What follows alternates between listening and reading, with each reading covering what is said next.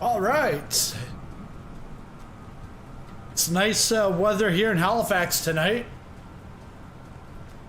Actually, it isn't. But so we're taking off from Halifax, taking a CRJ down to Reagan, Ronald Reagan Airport in Washington D.C. Flight's gonna be about just over 2 hours, or actually, I think because obviously we're doing this IFR with IFR, so it's about an hour and 45 minutes in the air. So I've got about 16 minutes to get my checks done and everything, and get taxiing, because I got the departure to happen at 8:20 my time, which is local time in the sim here. So let's get started. And I've actually I've made myself a big long checklist to get things done. Let's go pilot.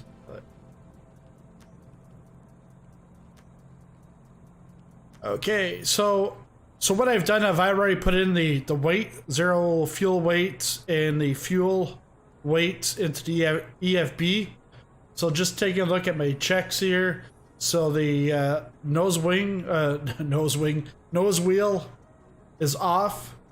Next thing we want is the hydraulic pumps. Those are not in operation. That's good. Lever or landing gear, that's down. So while we're here, we're gonna add some lighting.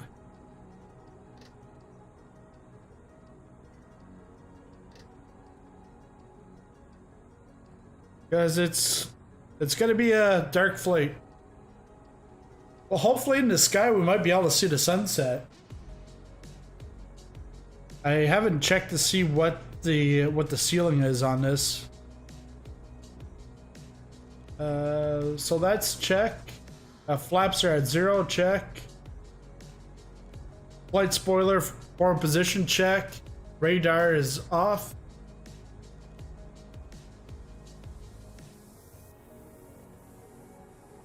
Radar is...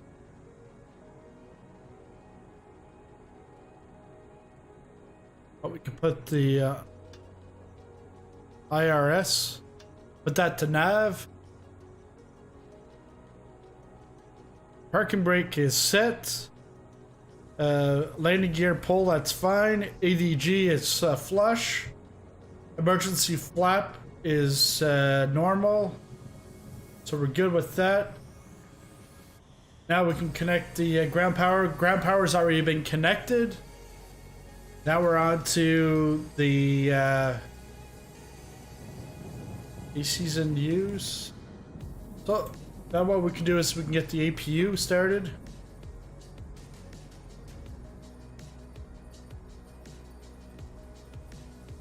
So APU, click on the power fuel. And then hit the start. Let's take a look at the display here.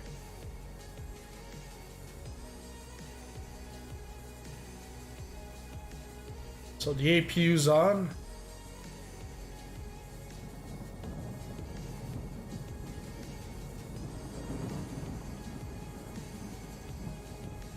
So now we're gonna start doing some originating checks. We're gonna go up to the overhead, external lights. External lights, we're gonna put the nav on, and the logo. Hydraulic tests.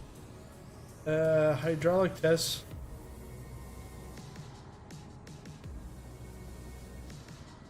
We're gonna put them all on, except the 3A. Now we go back down here, center console. Press on the hydraulics. Yeah, everything's in green here, so that's good. Now we're going on to we're gonna put them all to auto, and the 3A. Actually, the 3A can go on later on once the engine's on, but we'll just leave it on right away. And air conditioning. We come over here. Put our recircling fan on. Air condition is on. The aft air cargo there, that's on. Anti-ice windshield, we're gonna put that on low.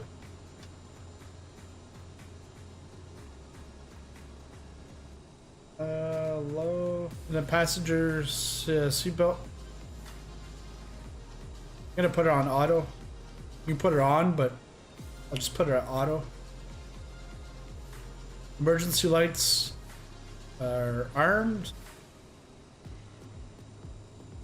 Now let's go down to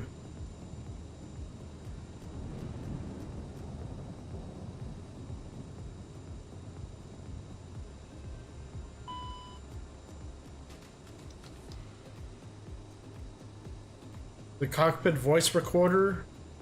That's good. Spoilers are on auto.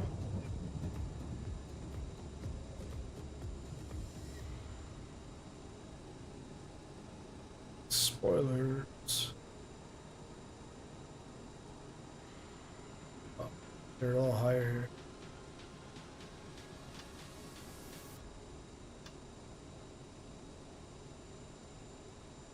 Spoilers. Oh yeah, the spoilers are already on.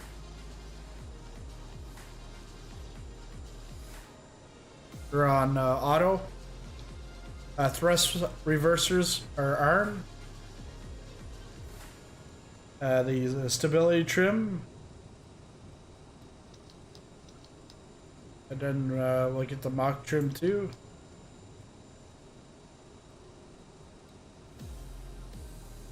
Then we can go. Everything else here is fine.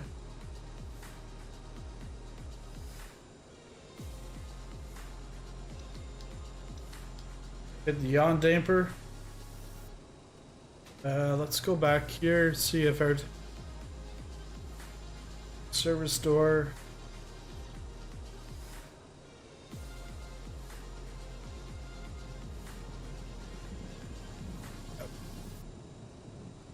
We got about like 8 minutes. Should be fine here. FMS, yeah, gotta put your stuff in the FMS here. So the routes, CYHZ,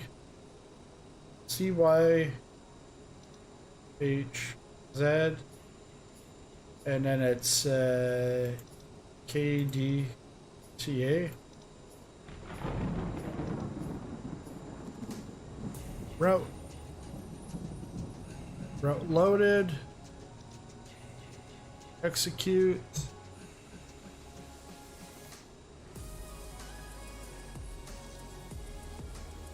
So we're departing from runway 23 and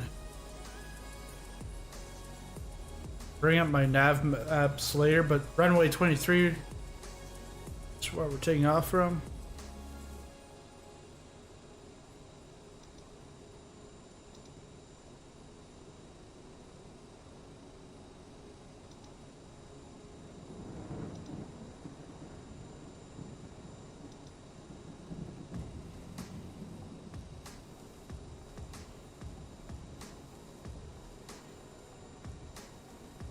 Okay, I want to take a look at the legs.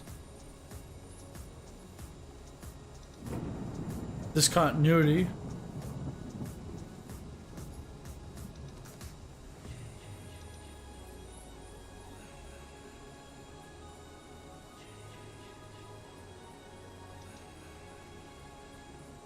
We're going up to flight level 380.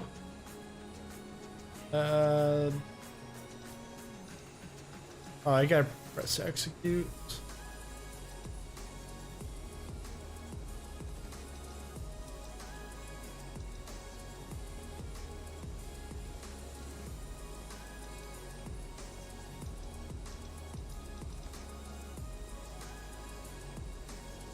If we go here to perfinit,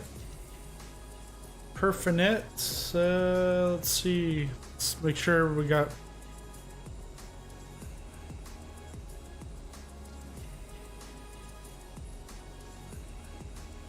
cruising altitude to 380. The fuel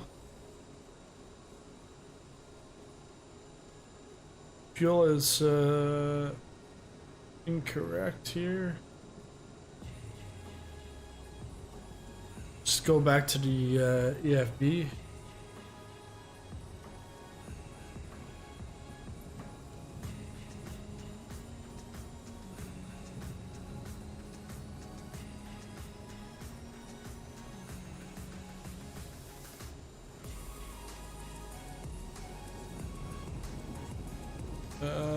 Now we've got it correct.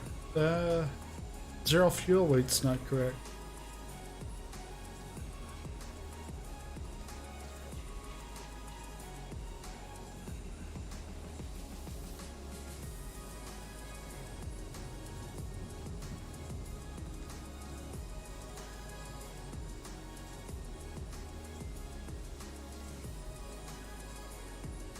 Let's see.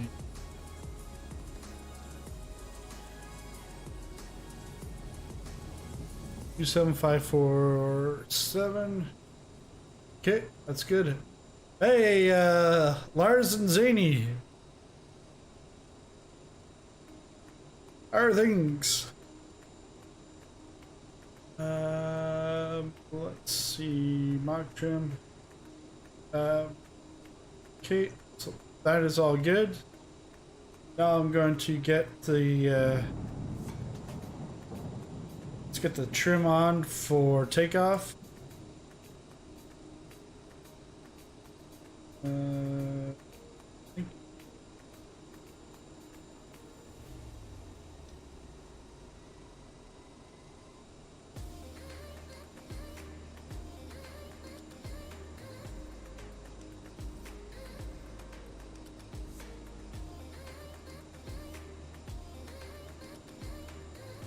No, it's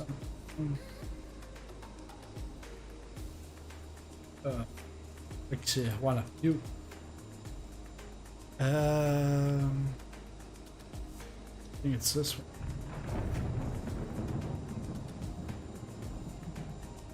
And what we want is 7.1. 7.1.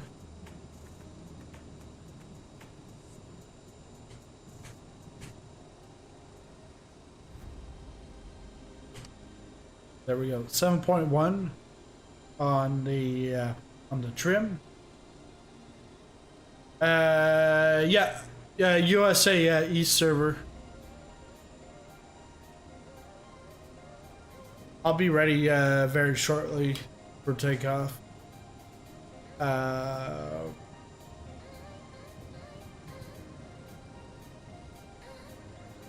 And then runway.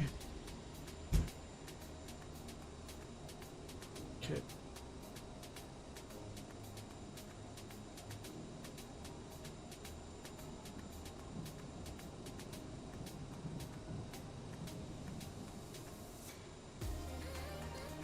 So we got runway 23. Let's see.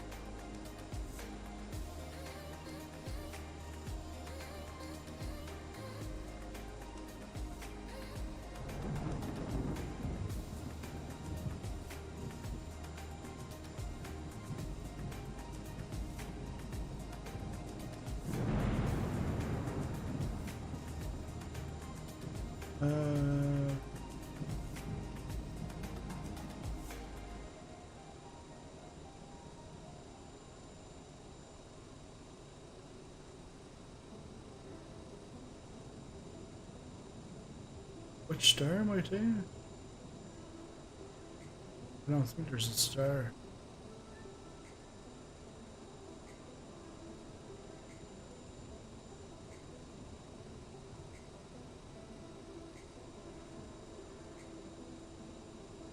Yeah, it doesn't give me the exact. Okay. Let's go to autopilot. And this.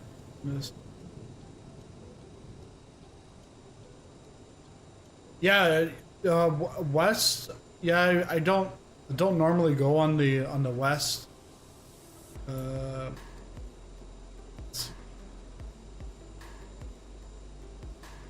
What I want is 23.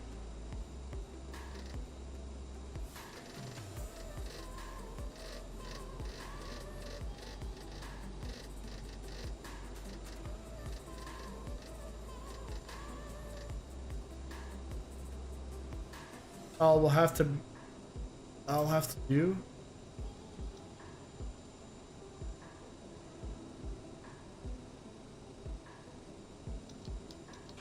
Okay, and now I got to get rid of all these trucks.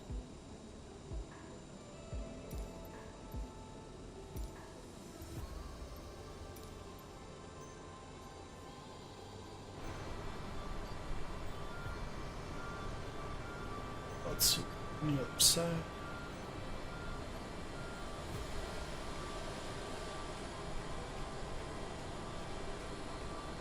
So he's taking off. Yeah. Depending on the time, every server has its issues. Yeah, pretty much.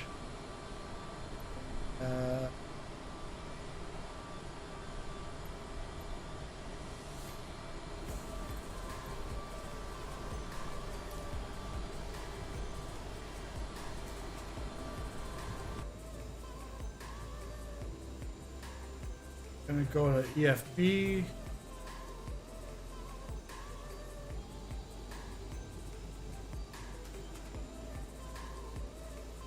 Close the passenger door. Captain, the cabin is secure. All passengers are aboard. Ladies and gentlemen, on behalf of the captain and crew, welcome aboard this flight. We hope you enjoy flying with us. Before takeoff, we would like to encourage all passengers to watch our cabin crew display the safety features of the aircraft.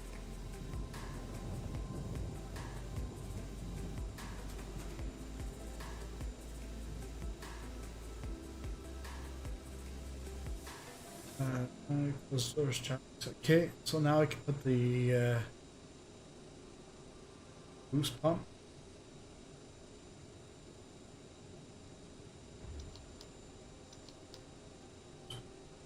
Beacon light.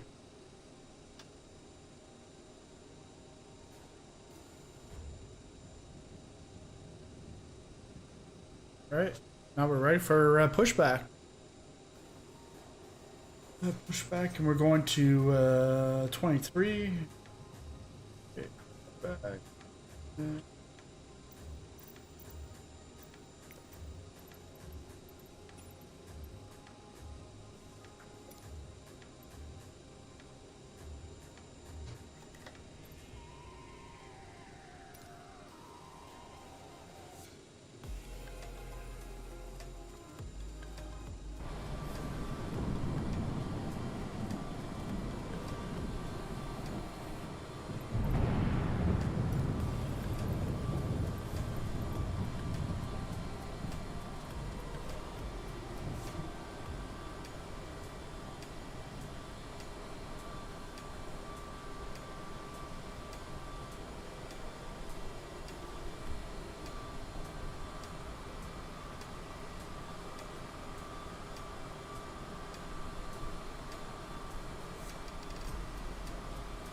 And I'll start the engines once I get the tow done here.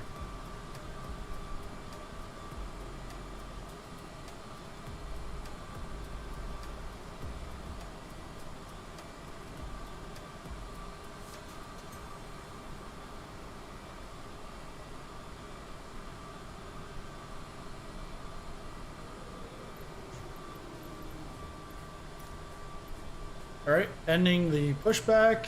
Let's go back inside. And then now we're gonna get the engine started.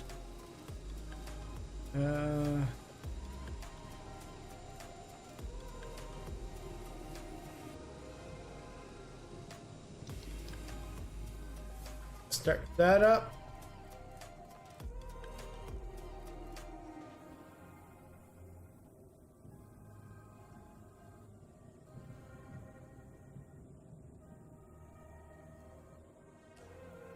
Let's take a look at the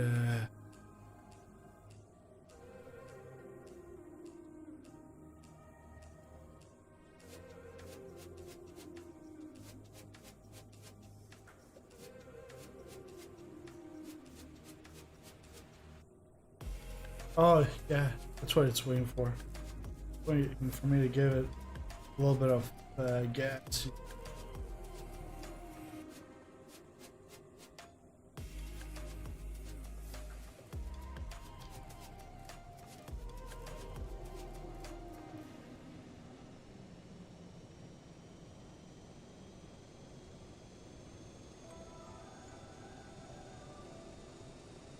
So we're waiting for the ITT to get up to over 500, stabilize around there.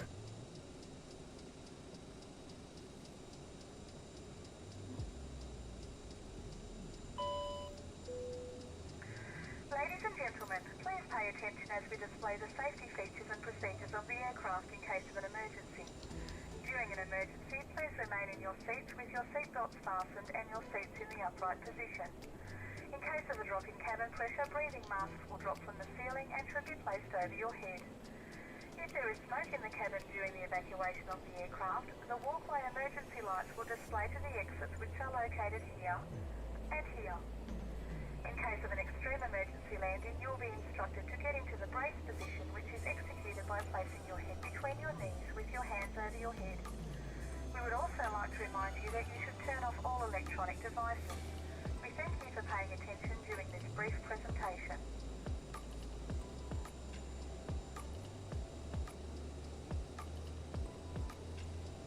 Then we're going to put the anti-ice probes on.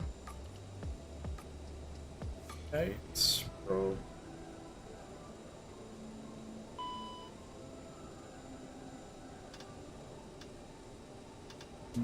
On. And then we'll go back, set the flaps.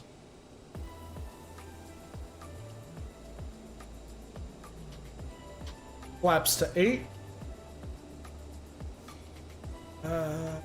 Now we're going to put the nose wheel, get that armed,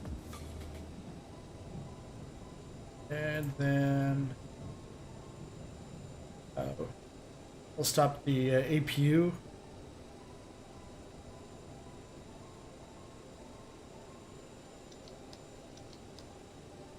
Fuel, taxi lights.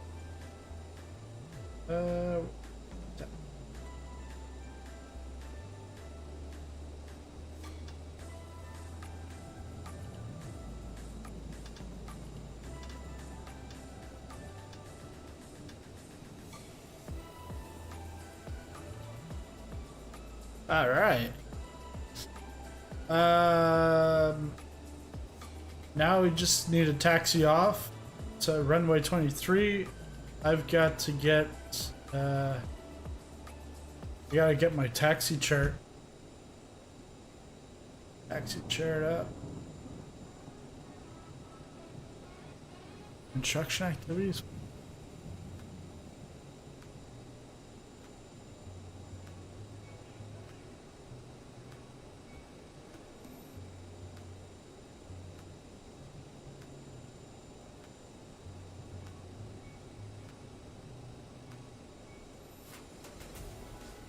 So we're taking off from.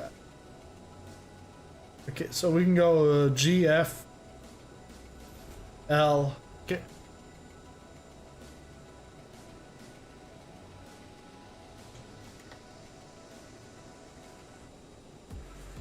Just gonna increase the Press a bit. Works well for me, but I can be. I'll date that. I'll date that stewardess.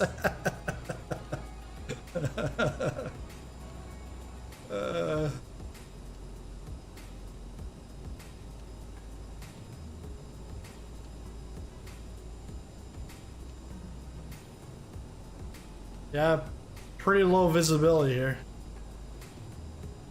Oh, I'm supposed to turn there.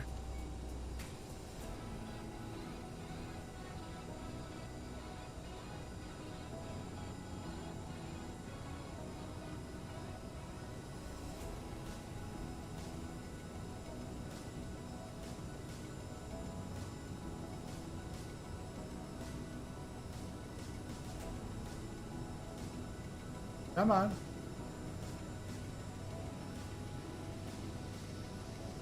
And take the brakes.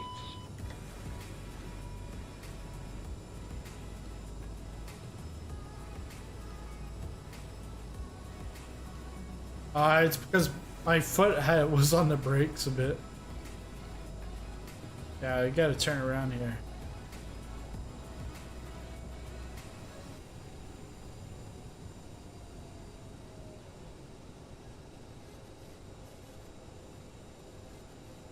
Hey Ed.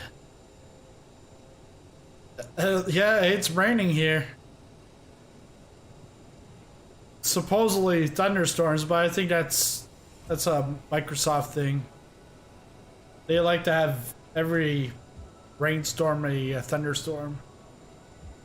Okay, so I gotta go to G.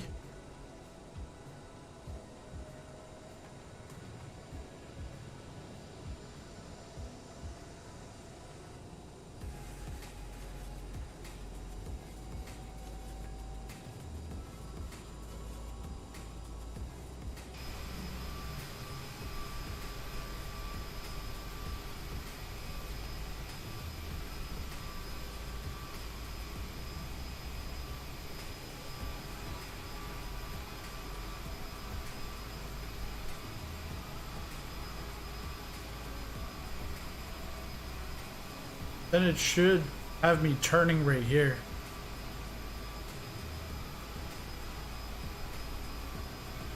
Yes. All right.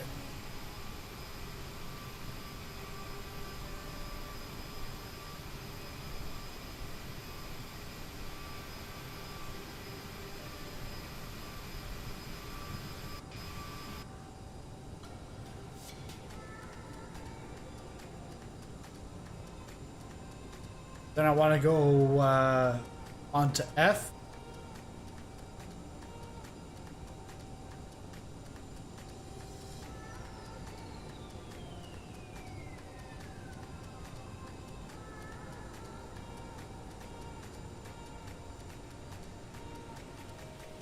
F.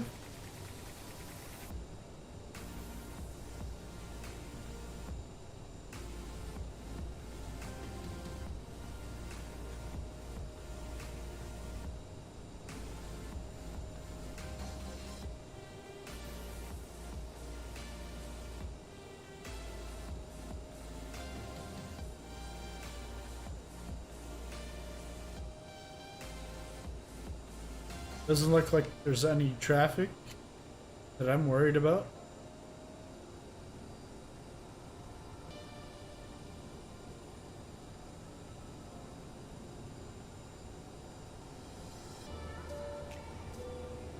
Ladies and gentlemen, the captain has advised that we are now clear for takeoff. Please notice the cabin lights have been turned off, as this is a normal procedure for a nighttime takeoff.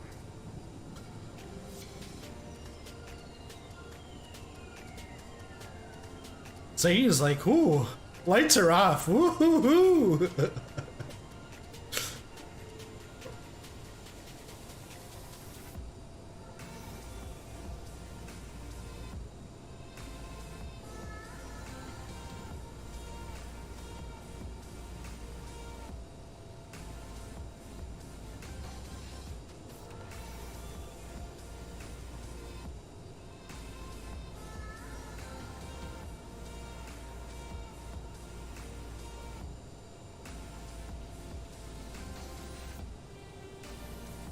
There she is again, yeah. You gotta have to stay till the end of the flight.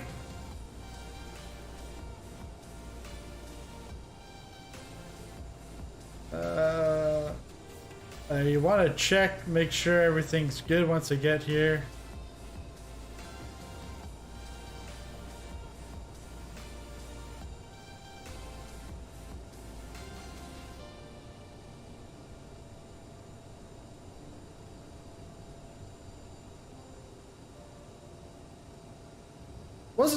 Wasn't bad for my takeoff time. 14 minutes off. Just want to see anything else I need to do right now. Okay, clear for takeoff. Strobe lights on.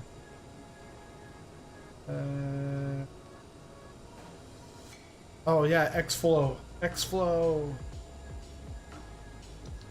Gonna put that to manual. Then once we get in the air, we'll bring that back to auto. And oh, we gotta put Toga. Toga. Toga is on. Alright. Flight attendants, please prepare for takeoff. Let's go.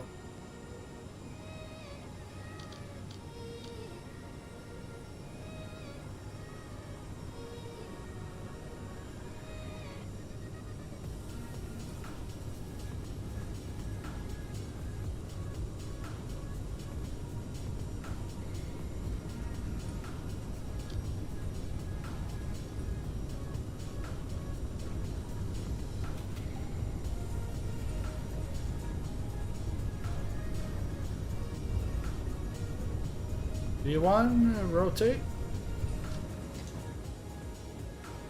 Positive rate. Gear up.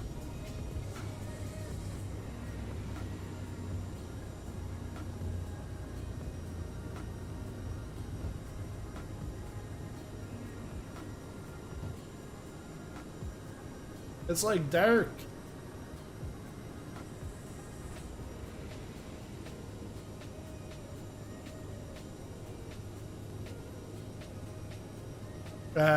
Let's go to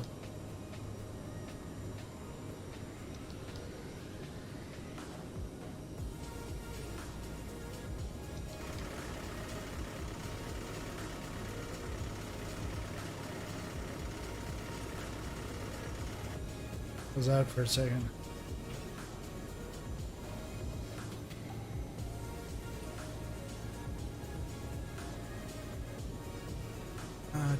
Well, that's fine.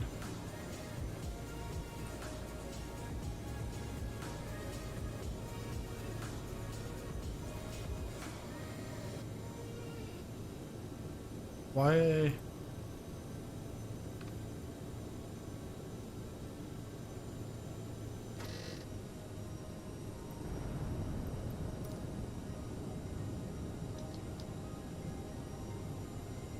There we go. Should be good.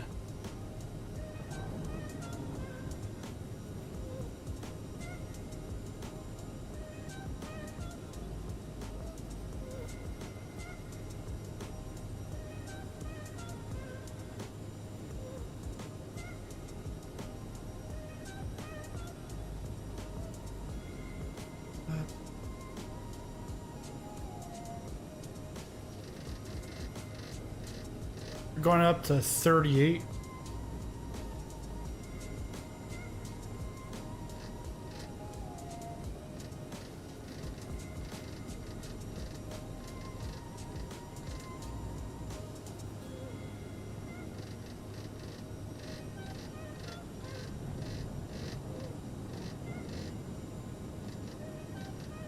There we go.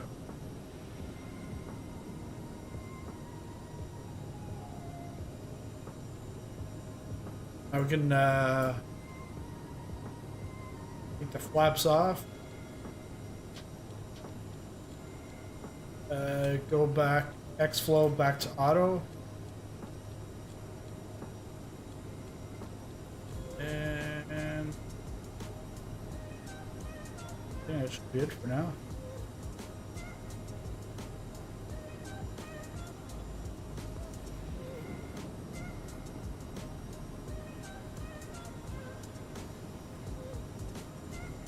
Oh, what's the storm like outside?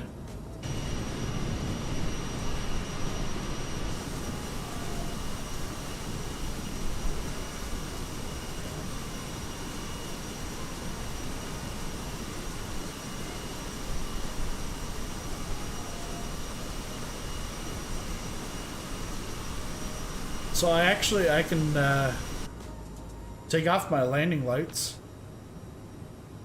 and taxi lights.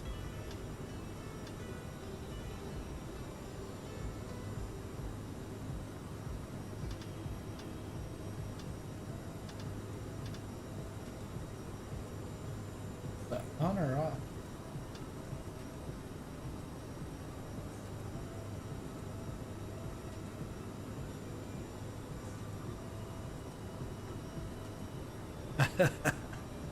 Look over there. Yeah.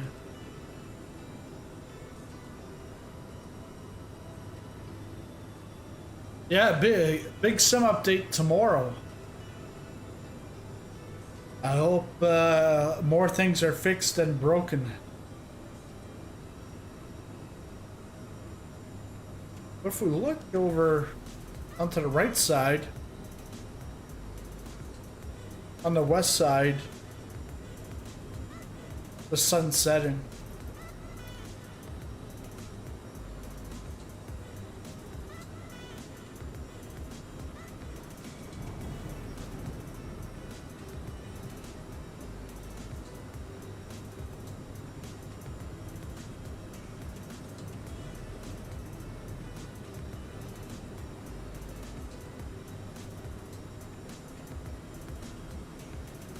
Let's go. Switch that to world map.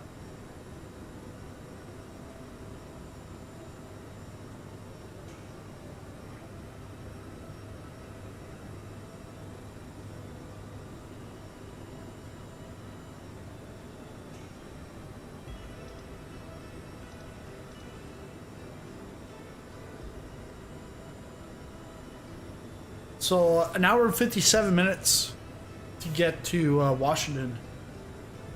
And we're going to be going back 1 hour at the same time to Eastern time.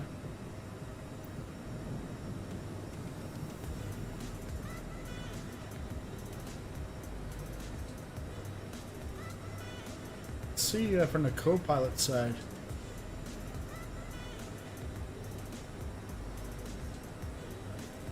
But I think this is the most clouds we'll have above us. It's just stars, and you can see in the distance the sun setting. I want to check. Okay, I should be able to go faster than this. Let's go to autopilot. Let's get the speed.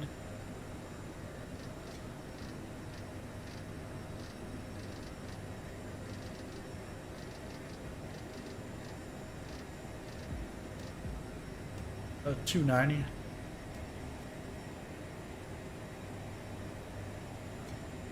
And the winds, I've got it looks like a headwind almost.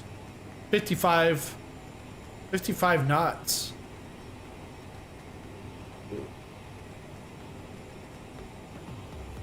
Yeah, because you can see ground speed's a lot slower than the TAS.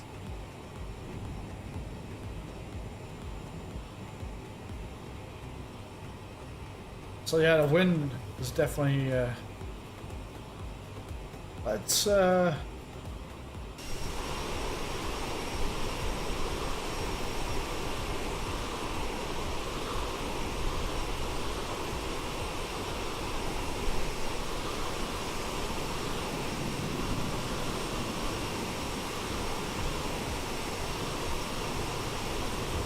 where's all the passengers? Whoa.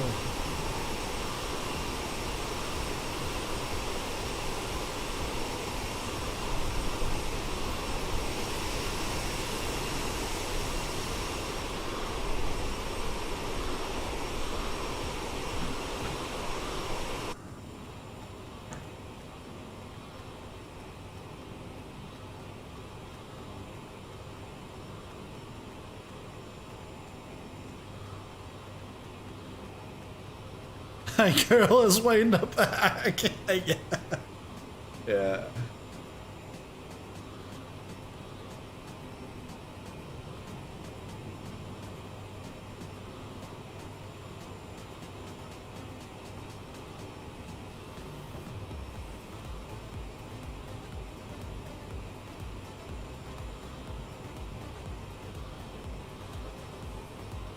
Yeah, but Wednesday night will be fun. Going to check out some different places. Not exactly sure where, but I think like Stuttgart. That must be Germany. That airport's being handcrafted. But I've also seen. I think there's like one or two other like third-party developers that have also built Stuttgart. Hey, plane spotting for kids, how's it going?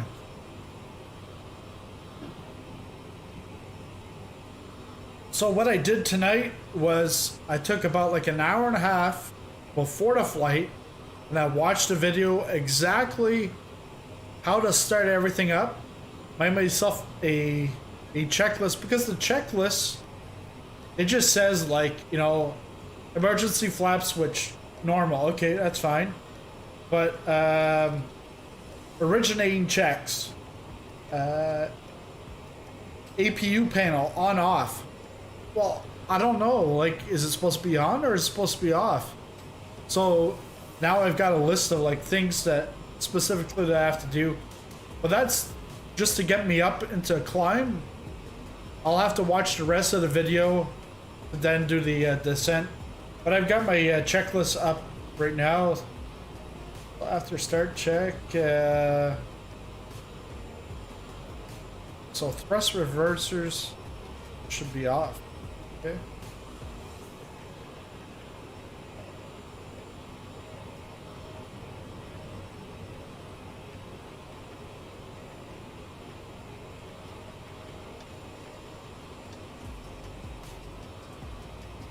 Thrust reverser off. The fuel X flow is set to auto. Bleeds and APU set.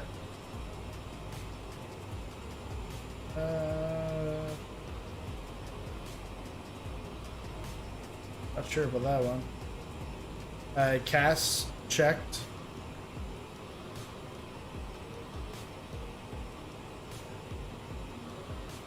So yeah, now. And I got that all done in about like 25 minutes. So I gave myself 8:20 takeoff.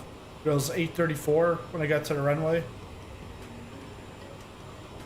Let's see. Climb. Okay.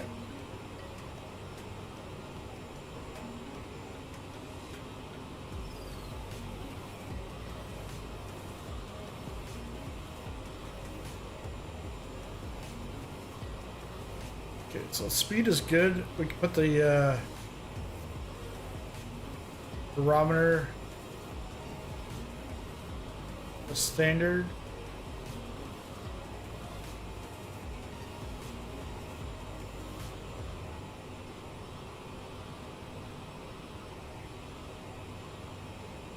Should be getting up to. Oh no.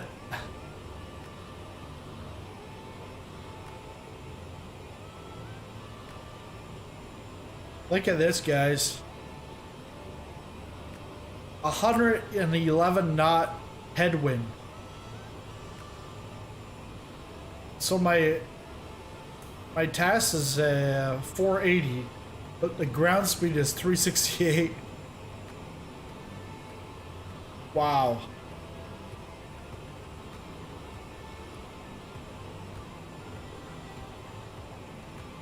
So I'm gonna have to, now that we're up this high, I'm gonna have to bring back the speed. We'll put at Mach 0.78.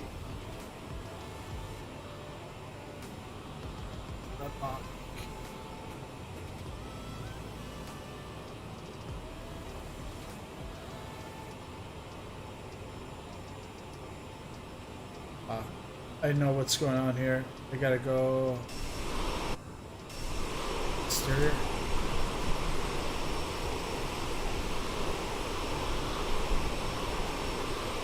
It has nothing to do with the view. It's I have to move my PS4 controller so that this doesn't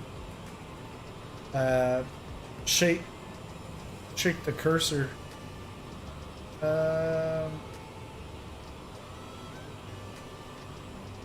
Yeah, there we go. Mach 0.78.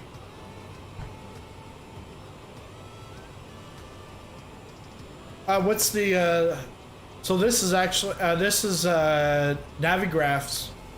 So Navigraphs has it so that you can bring in the charts right into the sim.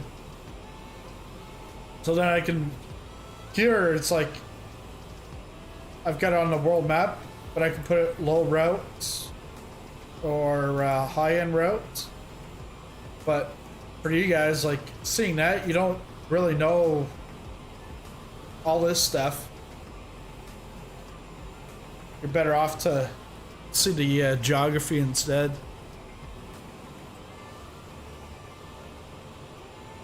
And so what I did for this was flight plans all through SimBrief, and then Navigraph now owns SimBrief, so it automatically then comes into Navigraphs, and then at the same time it comes right into my CRJ, where the route I just put in the departure and arrival and put it together as the route, and it pulls in the data, the flight plan from SimBrief, so I don't have to do any additional work on that. I don't have to manually input everything. There's still like some things I have to adjust because over here is where I put my zero fuel weight and fuel.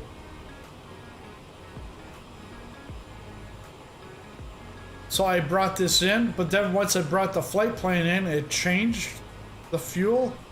So then I had to come back here and recopy it to the perf init data to the FMS.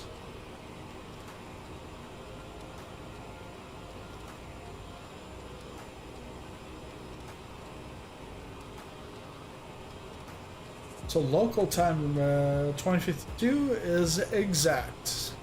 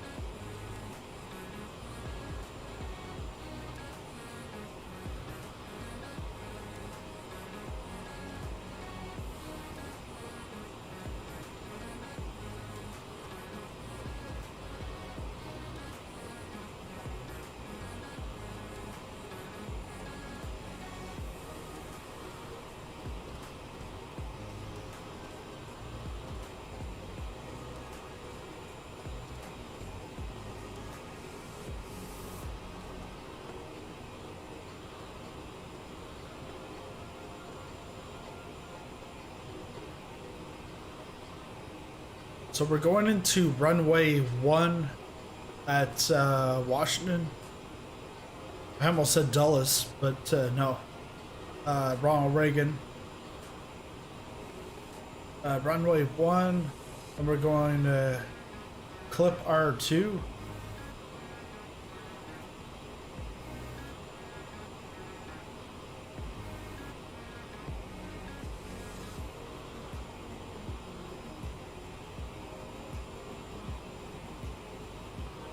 Because if we look at clip R2,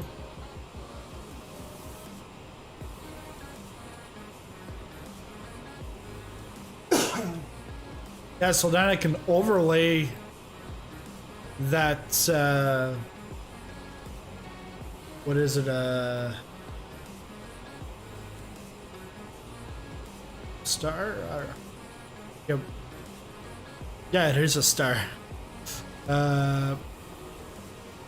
So on my other screen, I've got this, so I can then take a look and see exactly where I am on that star. So it's really good.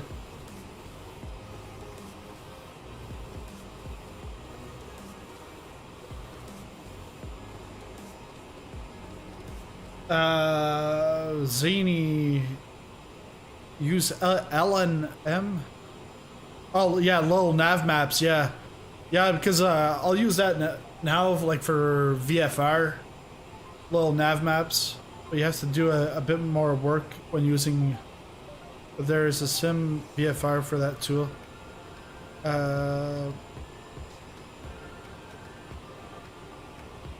Plane spotting for kids. Have a good day at school. No, I won't crash. Craig, how do you get that map? It's Navigraph charts. So when you get Navigraph charts, you also get the plugin for Microsoft Flight Simulator, so you can bring it right in to the sim. There.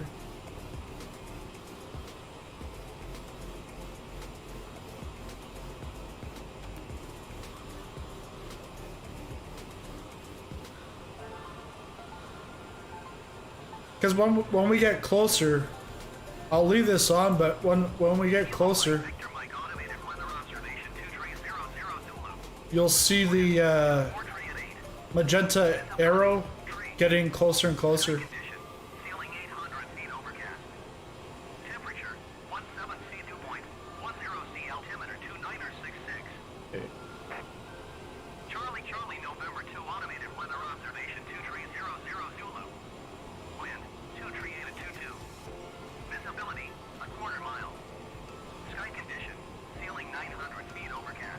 So Washington, you see his 8 hours of flight time from Sweden, yeah. Yeah, I did it last year. Ronald Reagan to Copenhagen. That was a lot. I did that in a 747. There's no runway long enough at Reagan to do the 747. I had to take off 3 times, and then it was like what, oscillating like a dolphin the whole way over the Atlantic. It was crazy.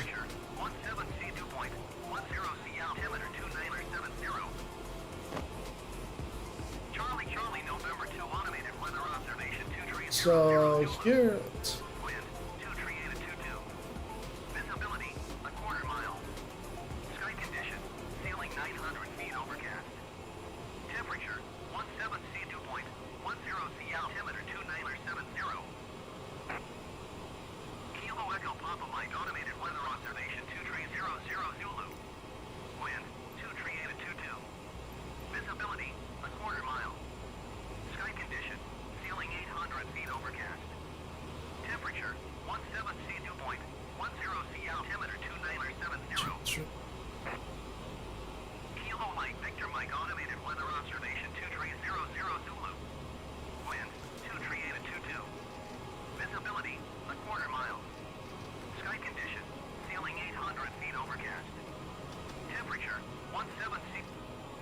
There we go. Thank you.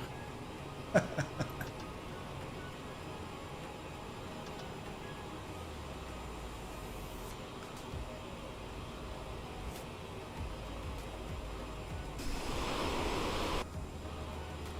wanted pilot. Can we go drone and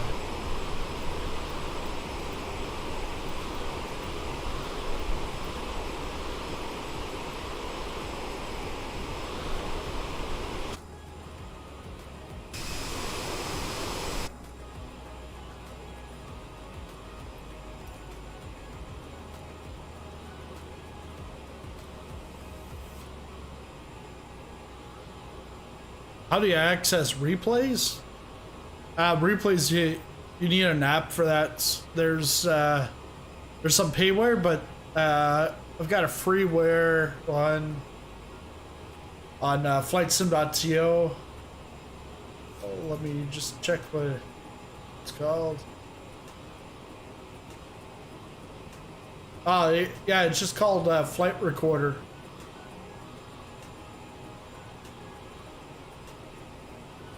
But I don't have it on right now.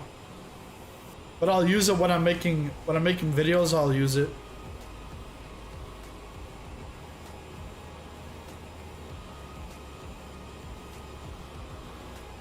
No, from Halifax. 25 hours? What? Yeah, but what are you talking about, Lars? 8 hours? It's a 2-hour flight.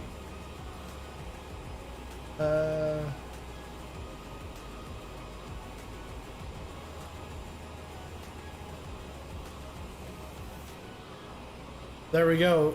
We got an hour and 40 minutes till we get to KDCA. TCAS. Oh.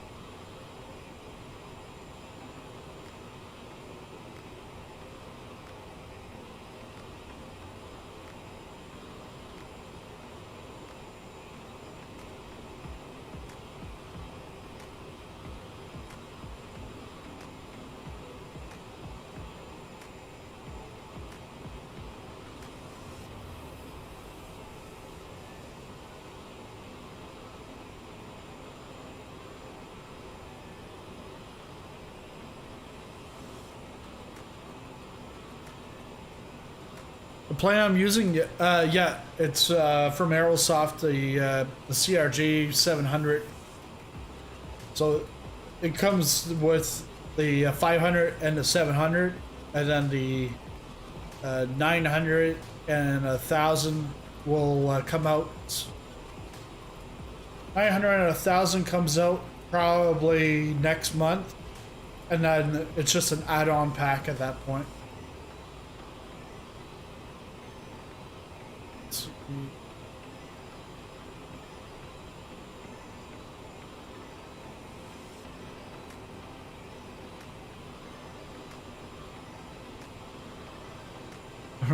Yeah, yeah, in the wrong plane. Halifax to Washington in a Cessna 152, probably 8 hours, because it took me. Yeah, I don't know how long. Because I left at 10 in the morning. Yeah, about 8 hours in the 152. But not in a CRJ.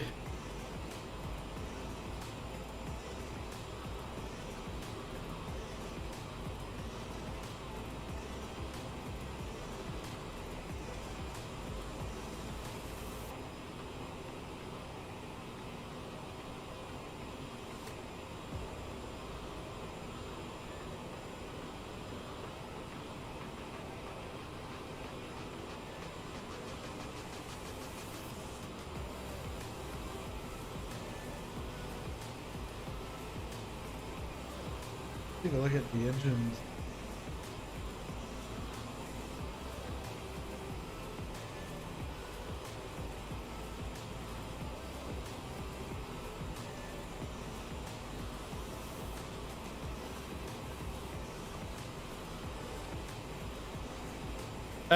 Yeah, Craig, it's payware from Aerosoft.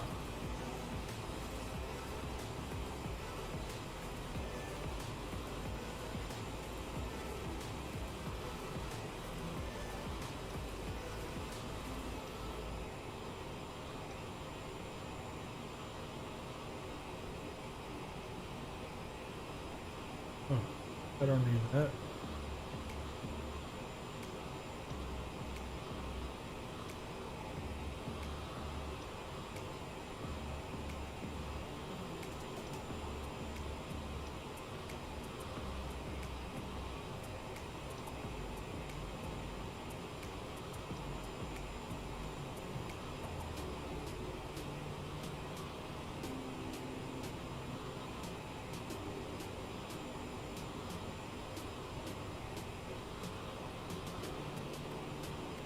Okay, so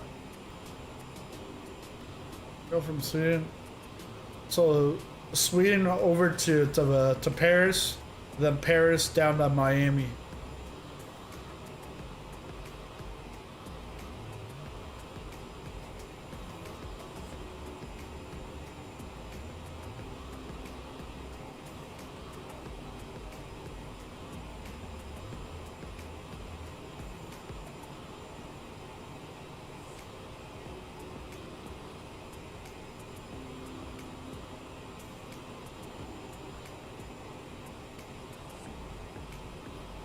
Going to Tusky. That's Tusky right here.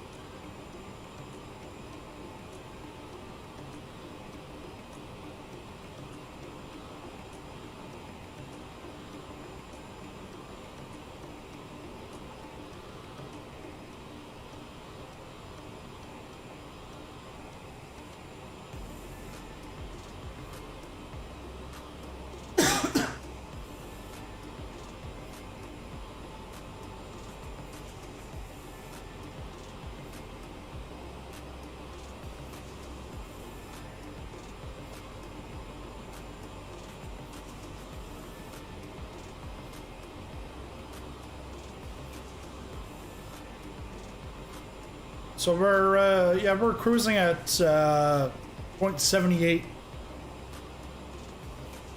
Mach.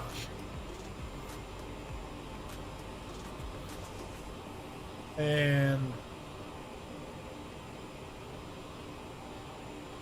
I wanted us to go up to flight level 380, but we're pretty much stuck at 364. If the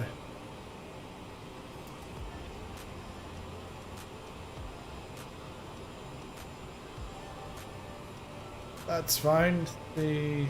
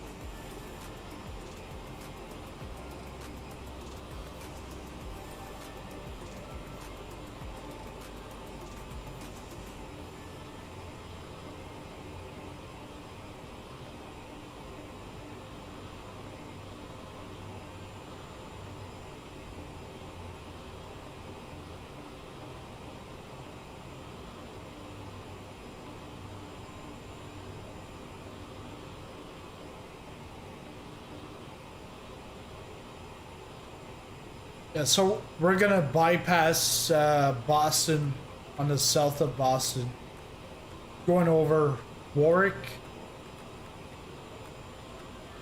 which is Providence, Pawtucket area.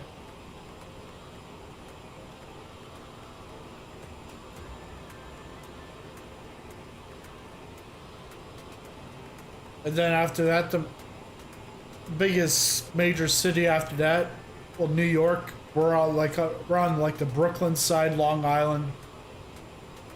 We cross south of New York City. Then we're north of Philadelphia.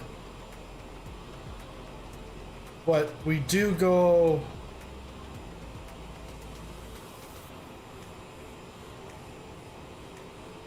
We do go very close to Baltimore, Maryland.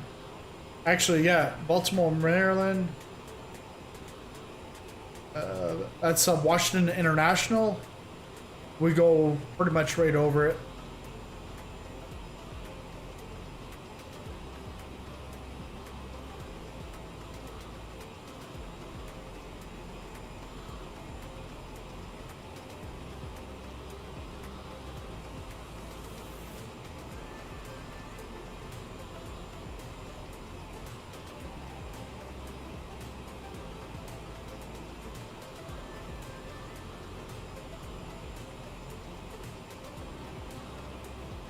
I think on Friday I'm gonna do, if I don't get anything new this week, I'll probably do a flight on the West Coast or Australia.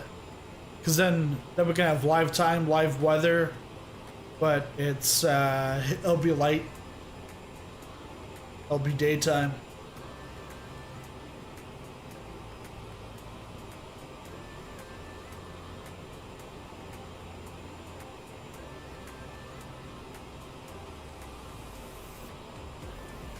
Because I'm thinking if we go to Australia, we can do Ballina to, I think, like Adelaide.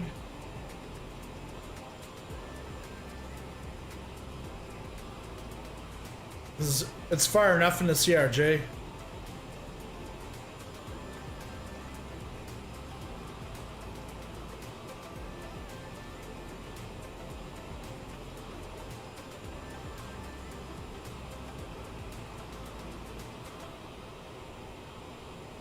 So we're still getting a headwind of 115 knots.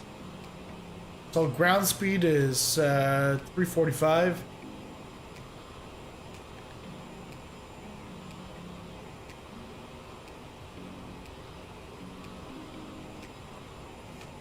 And we're about an hour and a half outside of Washington.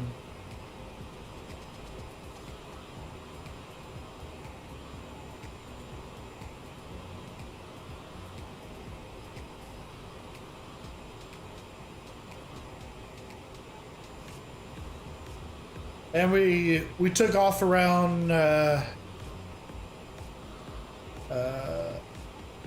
8:35, so 7:35 Eastern time. And with this, an hour and a half. It'll put us an hour and a half. 10:45, 9:45. Yeah, so doing good time, even with the headwind.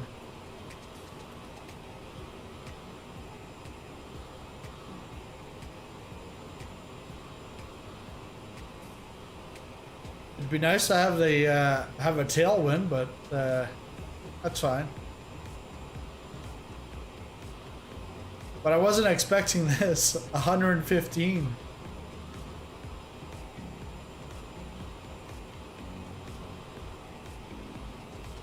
I wonder what the wind speeds are at a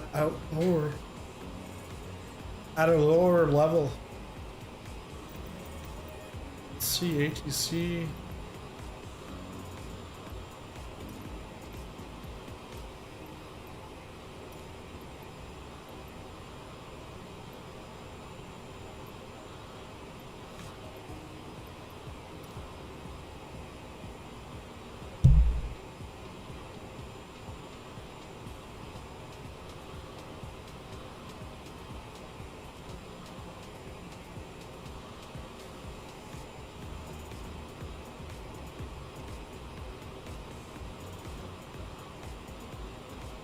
I said it on Friday.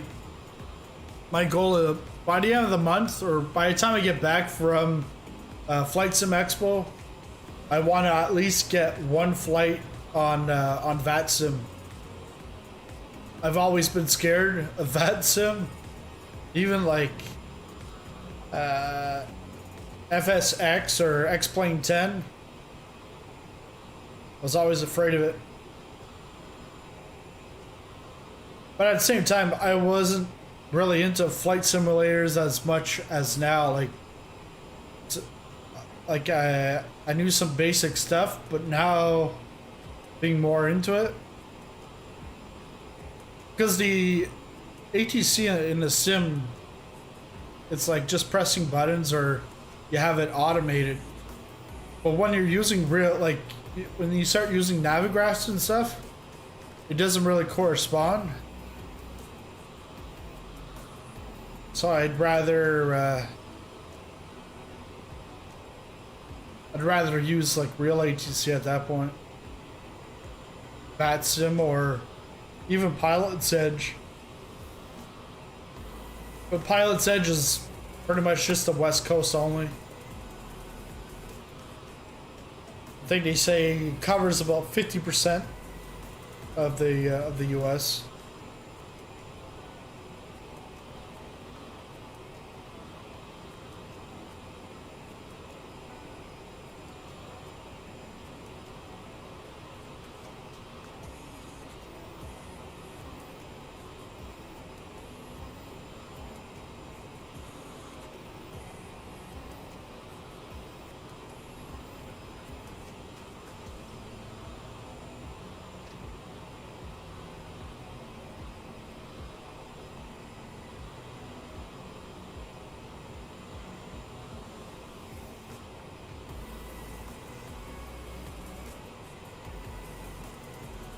Why is that light not working? I think there's a switch or something. Ah, it is. It's just.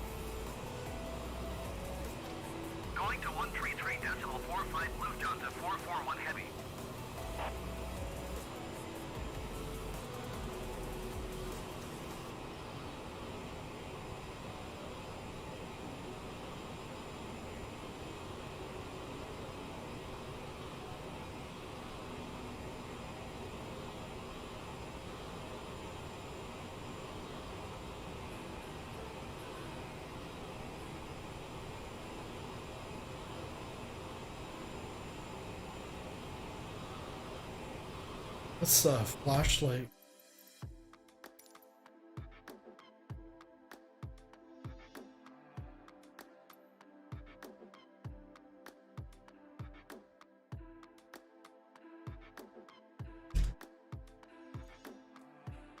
Alt L. Okay.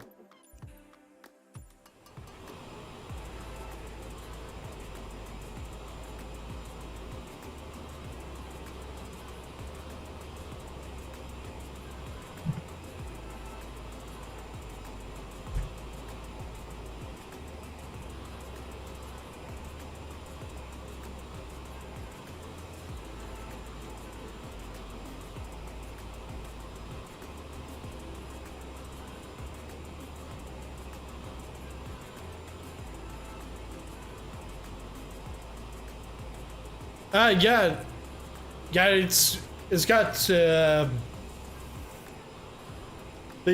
fidelity on it.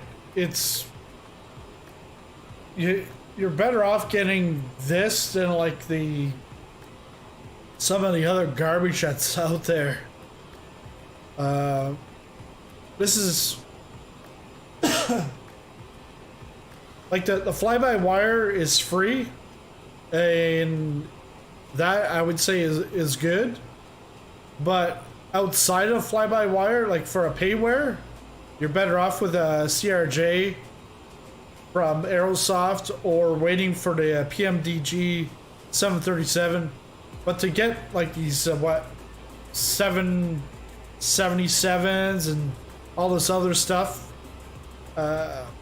some of them are just garbage. The E175, E170, that is just pure garbage. It's cheaper than the CRJ, but the quality isn't there. It might look nice on the outside, but then you get into the cabin and it's like, it's disgusting.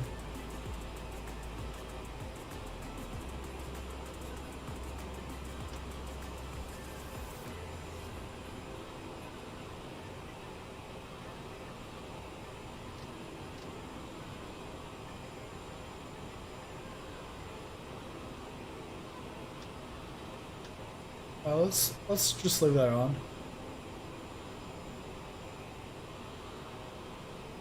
Delta 3, 2 traffic is 1 o'clock 4 miles at flight level 375. Report them in sight.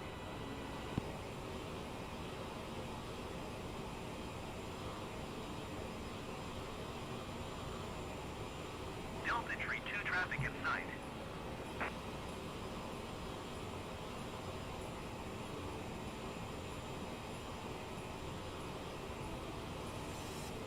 Yeah, like Lars says, he likes the 737 that he bought. It's not a PMDG, but he likes it because of the looks of it. What? Let's see.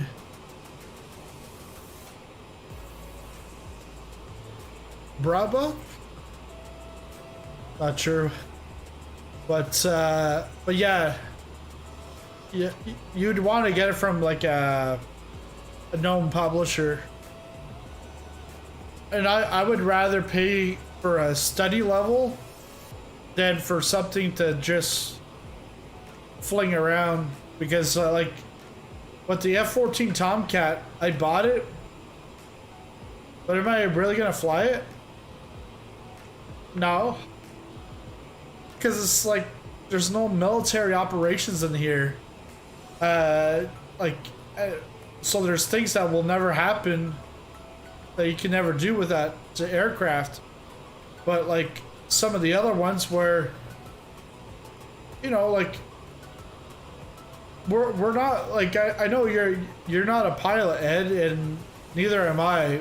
But it's like if you want to learn how to fly a plane, I'd rather have a plane that looked ugly on the outside but was perfect on the inside, because you're technically spending all your time with all the buttons and making sure that it all works, rather than does it have like 2 liveries or does it have 302 liveries.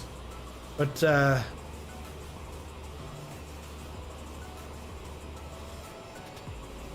you're after me with the F-14.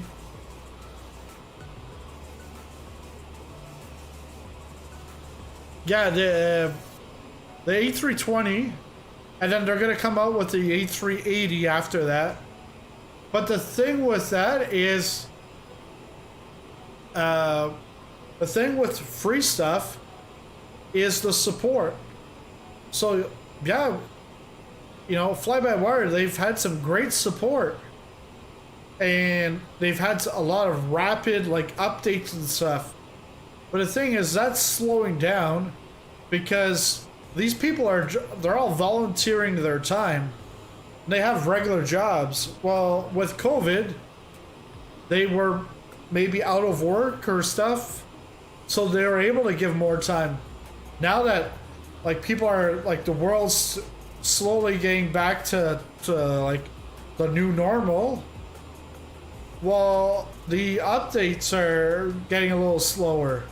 And we haven't even gotten to the 380 yet. So that's where if it was payware, well, they're pretty much doing it full time, or part-time to an extent, but eventually full-time. And then it pretty much ends up being the money drives the support and the production. Because yeah, you can do stuff for free for so long, and then gets to the point where you don't support it anymore, stuff like that.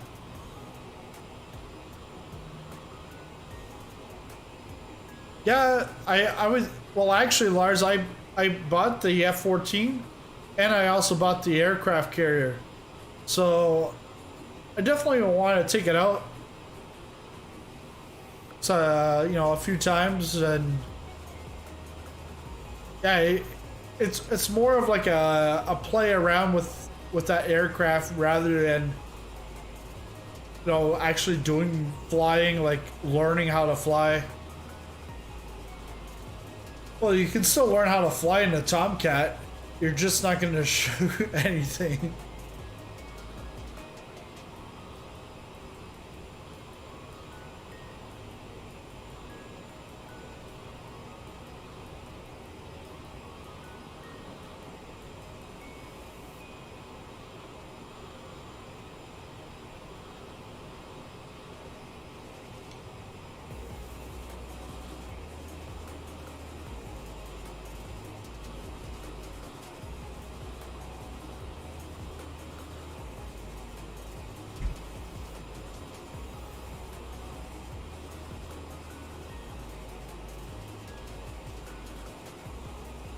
The F-15. I was wondering what I had on DCS World. I don't have the F-14. I think I have the F-15 and F-18.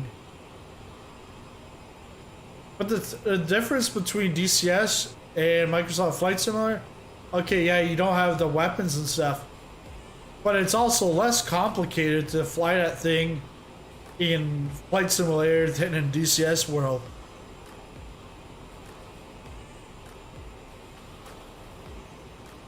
Pack X is better to pay for, because I have Pack X. I haven't used it on one of these flights yet, but I'll have to do it sometime. And I think right here looks like it's Boston, or Boston is just up ahead. We on the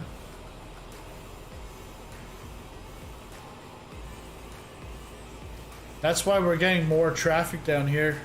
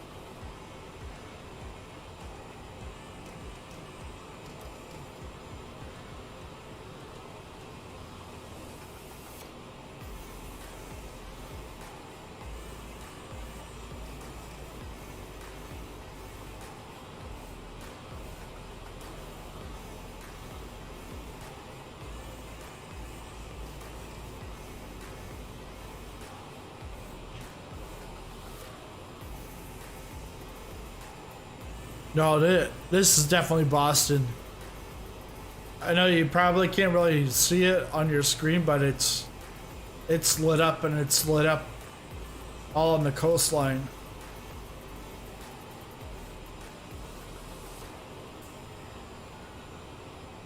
Because we're going south of Boston.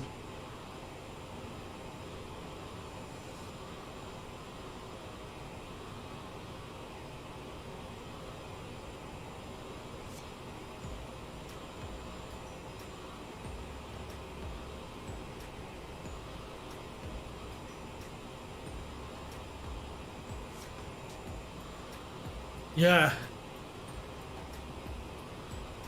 Yeah, because the thing is right now there's a lot of garbage in the marketplace and in other marketplaces, like because we've seen it too many times over the last year where something comes out and then the developer will then give it to a few people and then really push it.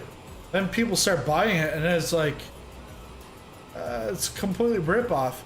And to me, anything that is built upon what Asobo has built should be charged for, because that's Asobo's like Asobo and Microsoft. That's their like copyright, their trademark. So like you get stuff that comes out and it's like, oh, it's a longitude, but we just added it to the wings and now it's a dash 8 to Q400. It's like, but in that case it's freeware. But if someone does something like that with payware, it should be allowed.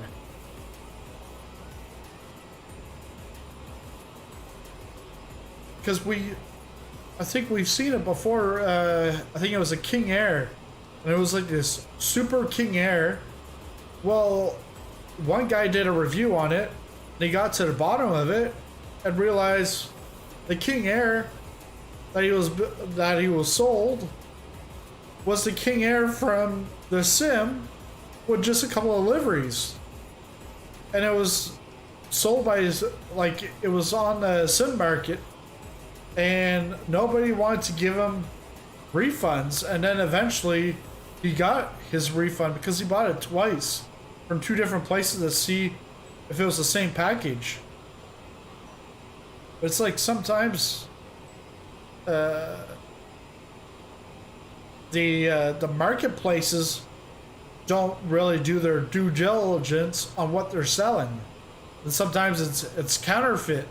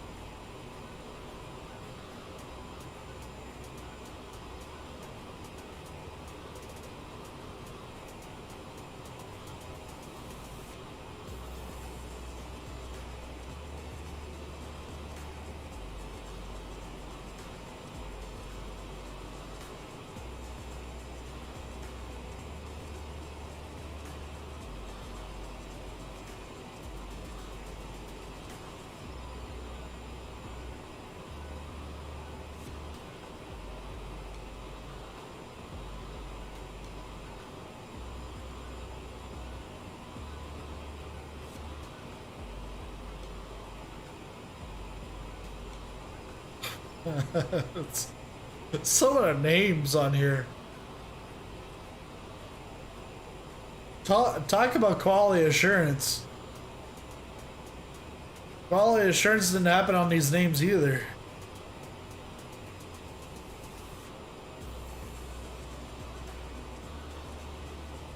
City lights. You should be able to see them now. This is Boston. As you can see right here, Boston's right there. And that's why we're getting all this traffic.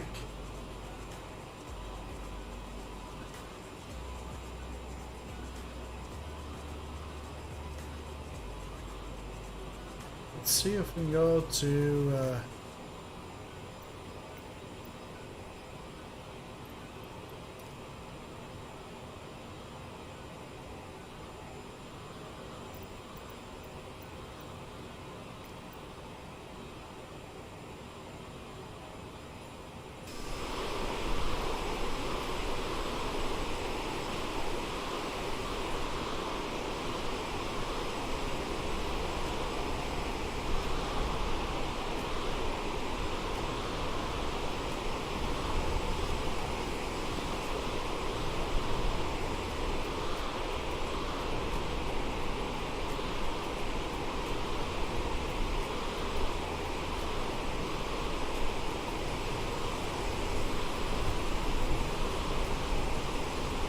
Yeah, so that's Boston right there.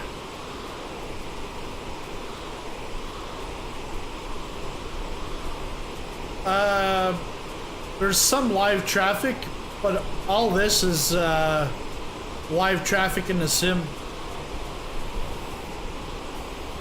Because all the real life traffic are, you'll see like the AC or AA.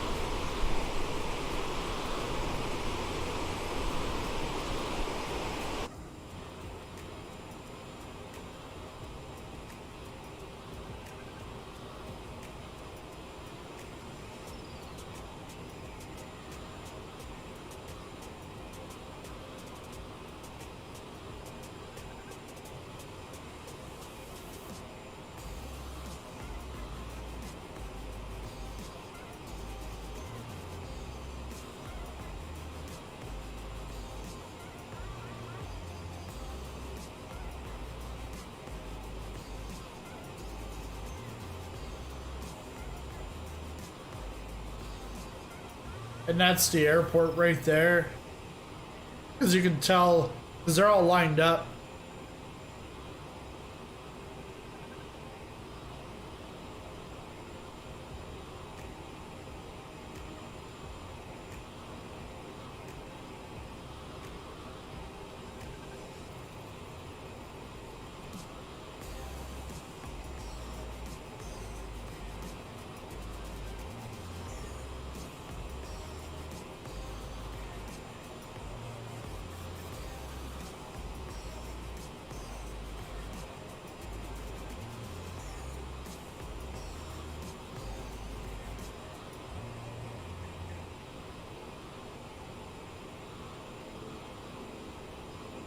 Yeah, I was thinking I would get into Eastern time with some sunset, but we're now into September, so sunset's here. Like, well, tonight sunset there was none.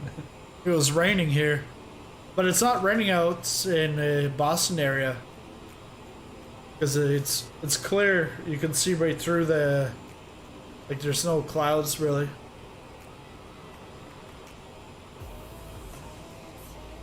But yeah, the sun's setting earlier, so that's where on Friday night I'm gonna try to either go West Coast or Australia.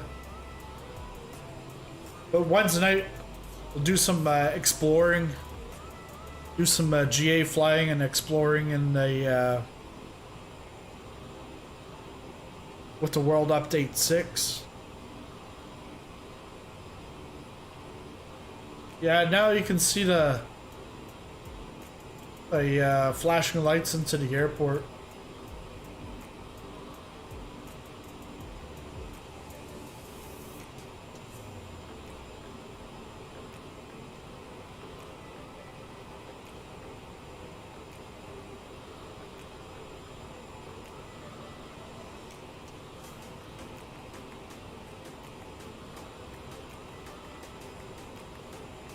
Yeah. Yeah, it's roughly 8 o'clock or just before 8 o'clock now.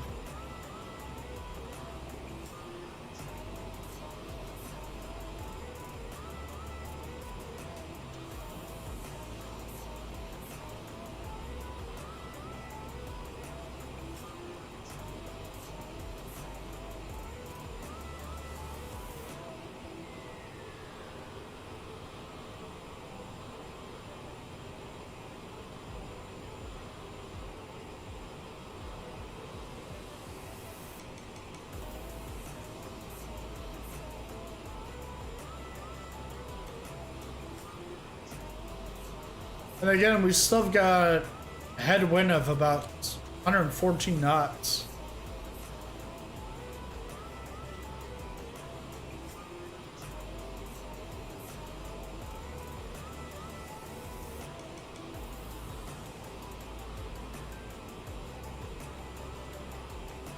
Yeah, 2:40 in the morning in Sweden.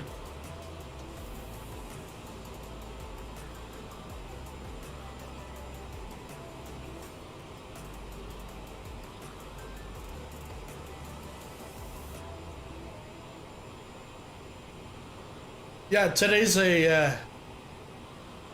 Labor Day, so my wife ended up having some ladies over for a brunch. So I wore this orange Sizzling Popcorn t-shirt, and then for my shorts, orange shorts.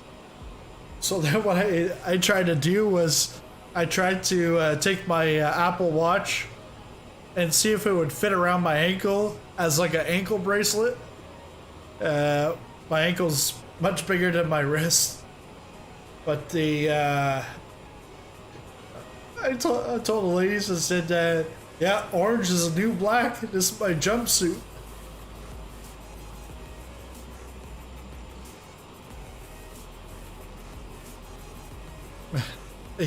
Yeah, Ed, Zadie and Lars, they're like an hour and a half from each other. But yeah, they're like nighthawks. If Zanie's not working, he's like a nighthawk. Or he could be working right now.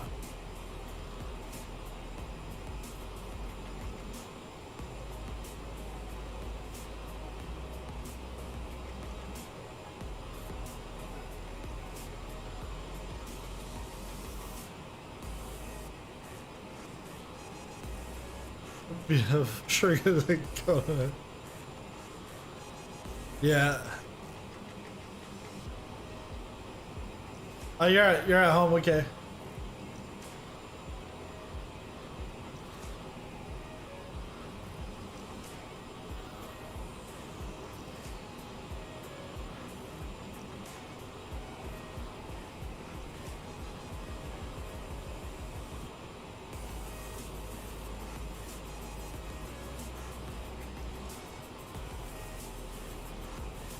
We've got 1 hour and 7 minutes. I think this view is actually good. Like, just zooming out on from the co-pilot, seeing the lights from the cities. I'm gonna zoom in on this map.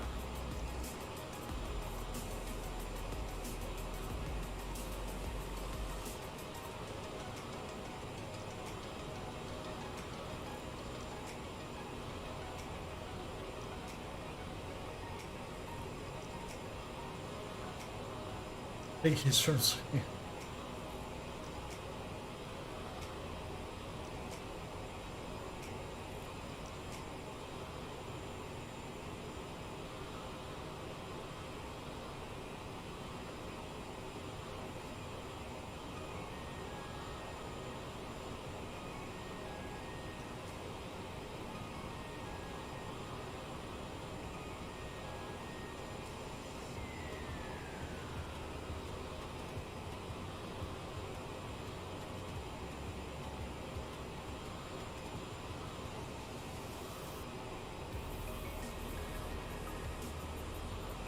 And then I look at my, I look at the dash and like I can see the top of climb. Well, the top of climb comes in and then it goes away. Because I'm still like, I'm at flight level 369. I should be at 380. It's just taking forever to get those last 2,000 feet.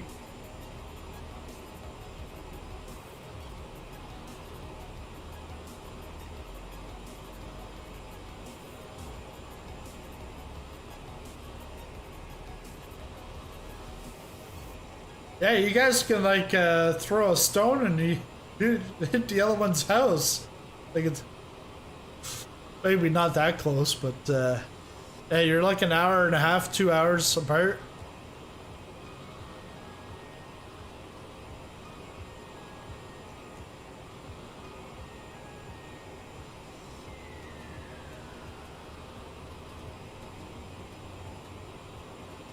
Yeah. Yeah, it's too bad.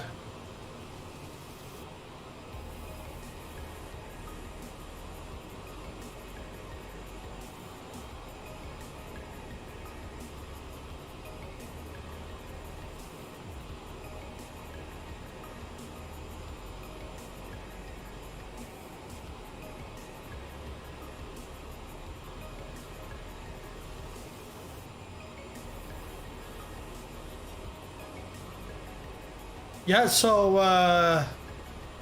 Lars and Zany, according to this,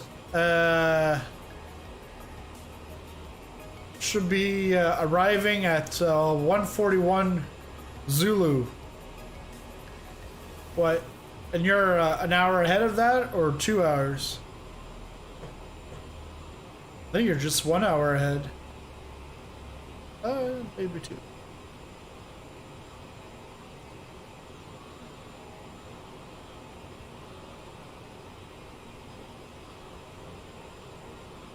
He's resting his heart by watching this stream.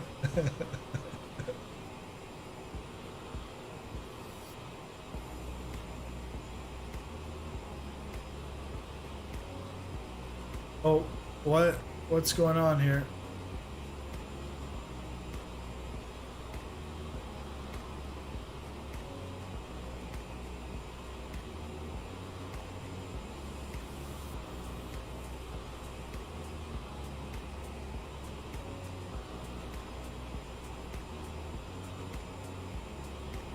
$1805, 1,805 kilometer.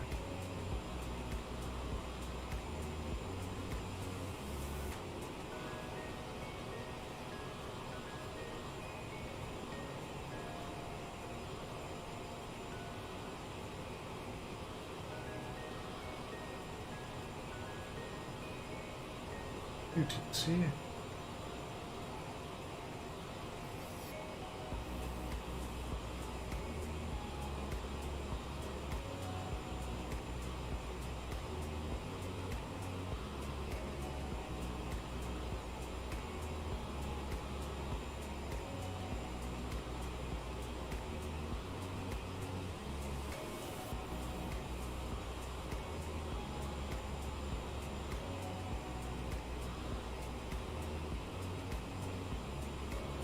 So we just went by Warwick.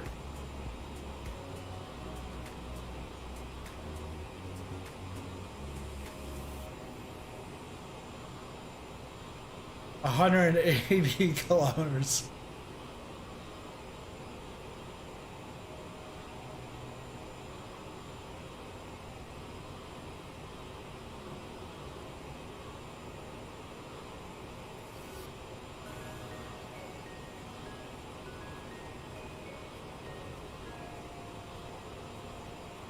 Stop spamming symbols. What?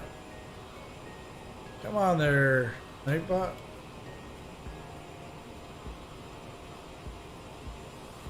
Wow.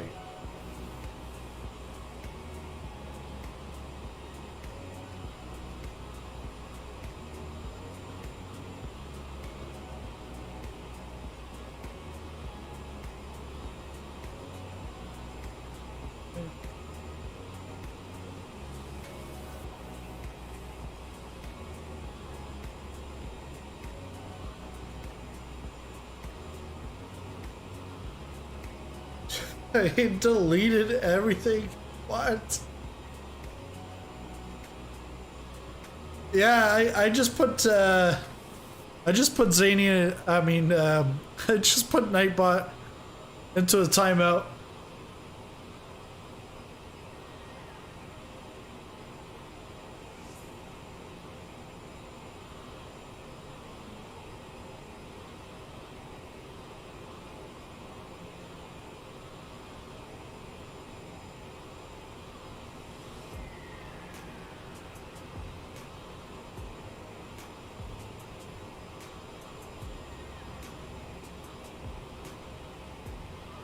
What's our fuel looking like?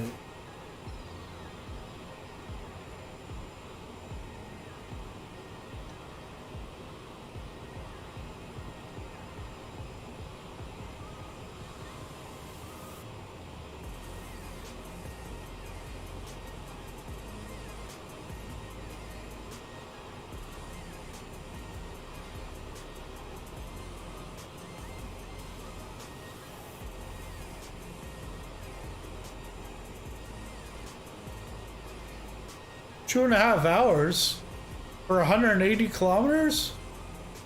You guys drive slow over there. 180? I'd be there in about like an hour and 20 minutes. At about 120. Probably like a back road or something. Maximum of 80 or something. I gotta fix this.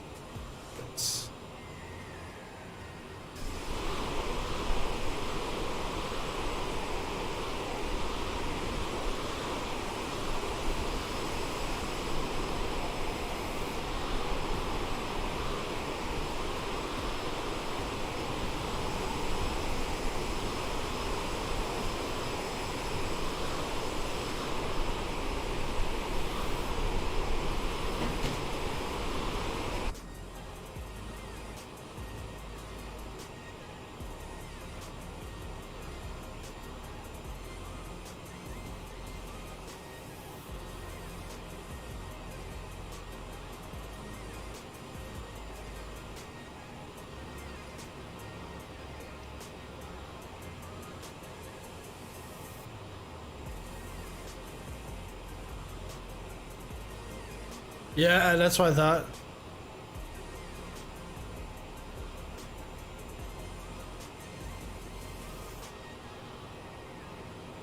Nice, Ed. Yeah, like your new liquid cooler. Yeah, should help you out.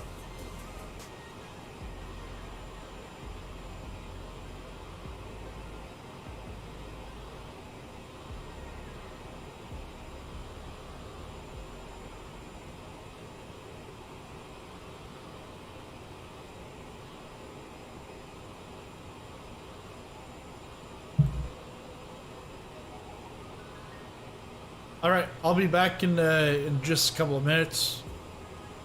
Gonna go get a light snack from the stewardess, little flight attendant. I'll be right back.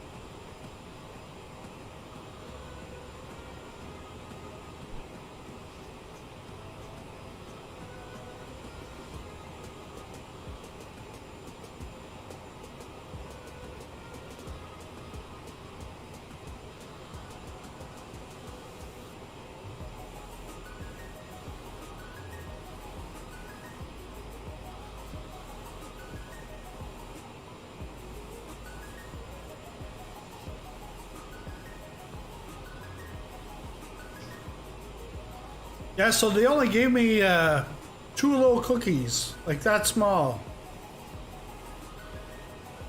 cheap airline.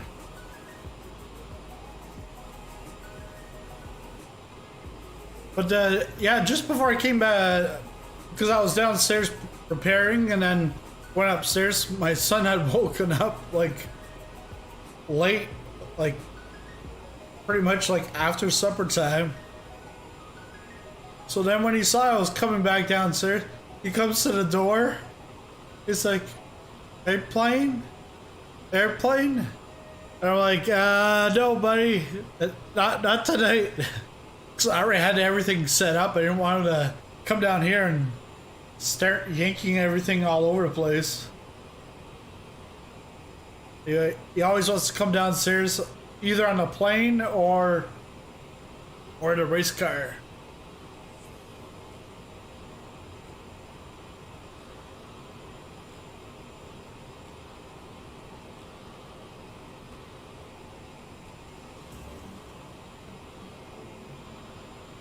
So now it's going to be busy in front of us, because that's JFK, LaGuardia, Long Island.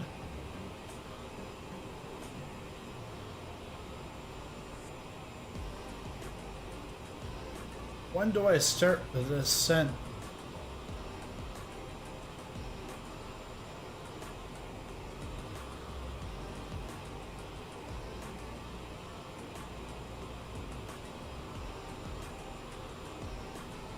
So Mexi, it's 22 minutes out.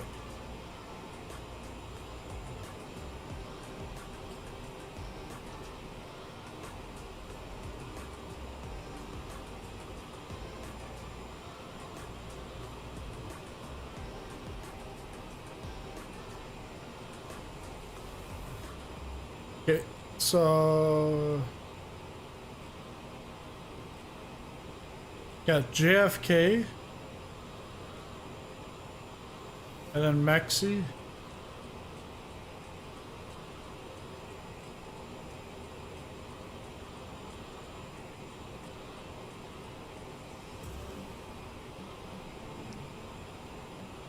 It's the one after that we start descending. Well, we start descending pretty much at Mexi.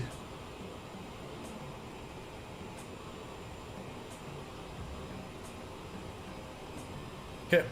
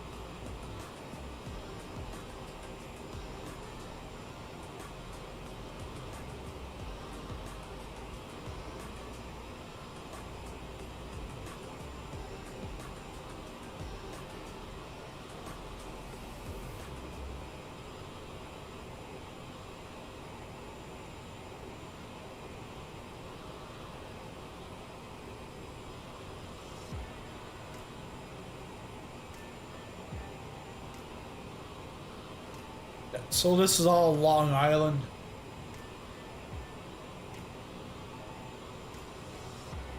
And I wonder what this is.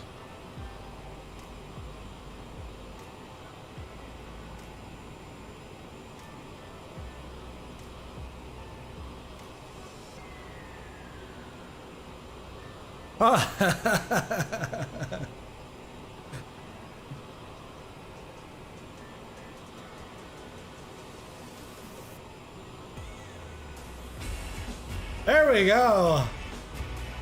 Thanks a lot, Lars, for the super chat. Gig up? What? Gig up? Thank you very much there, Lars.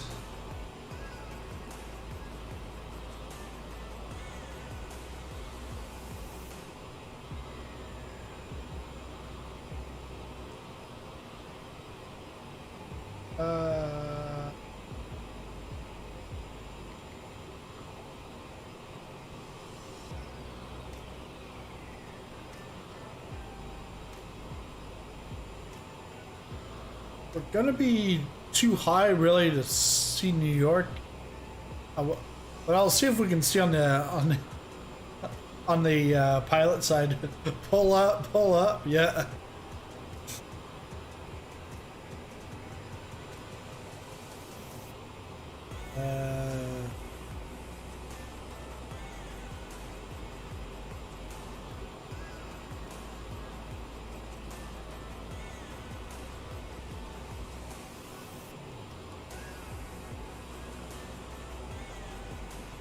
Yeah, lots of traffic here.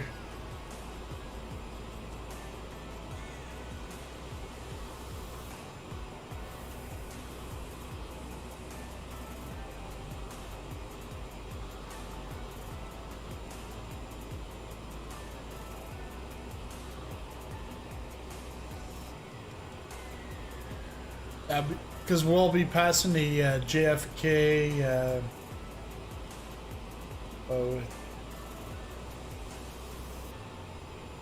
Yeah, JFK VOR at about 5 minutes. Got 51 minutes to Washington.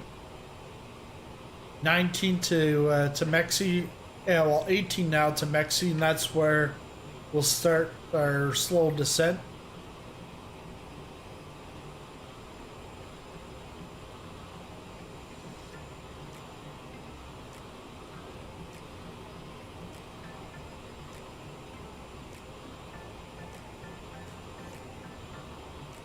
See,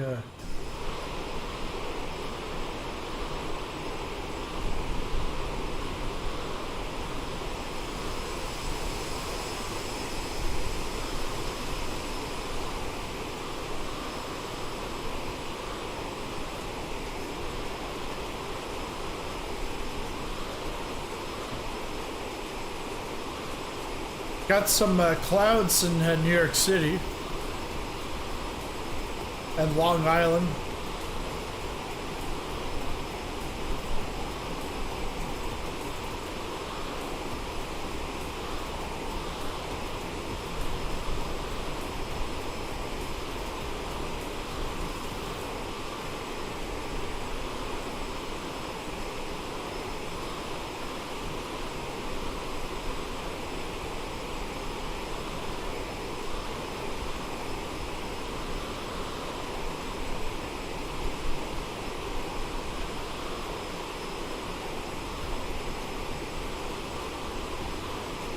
Yeah, looks really good.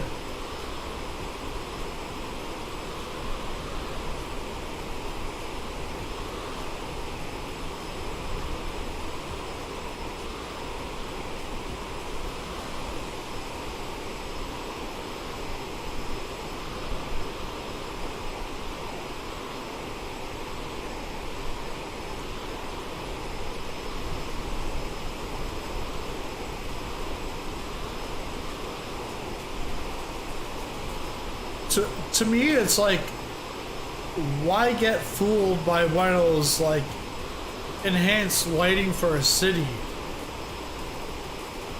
This looks great.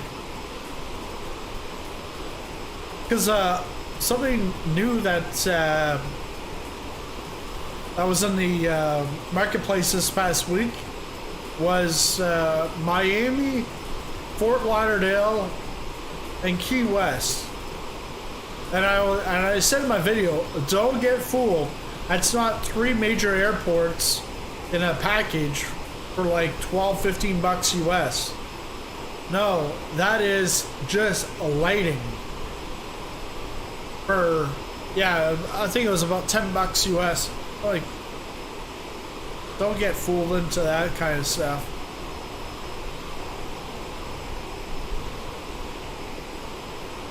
You might have needed it for like maybe FSX or X-Plane back in the day, but lights are, no, it looks nice enough with the current lighting.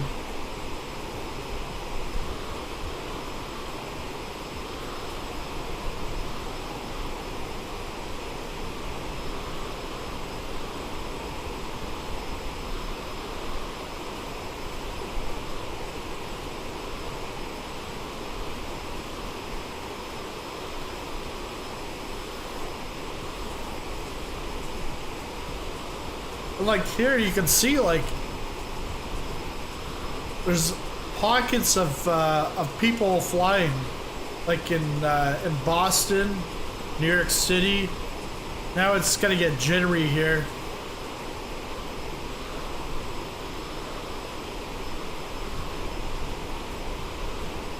But if you look in the distance, you don't really see the name tags, but I think it's also proximity for name tags that you need.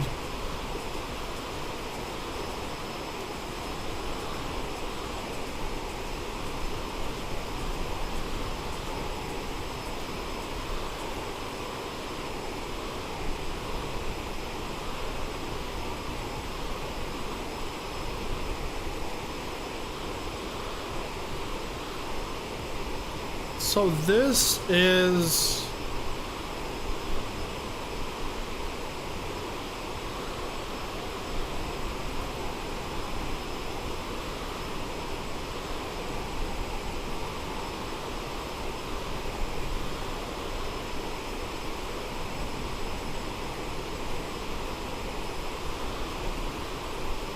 so then this has to be JFK. I'm trying to figure out where LaGuardia is.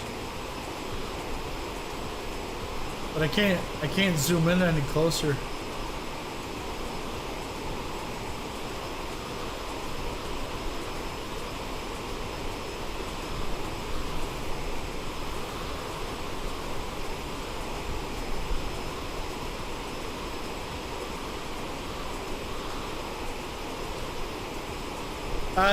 Yeah, it has to be JFK because when we go over it, we're catching the JFK VOR.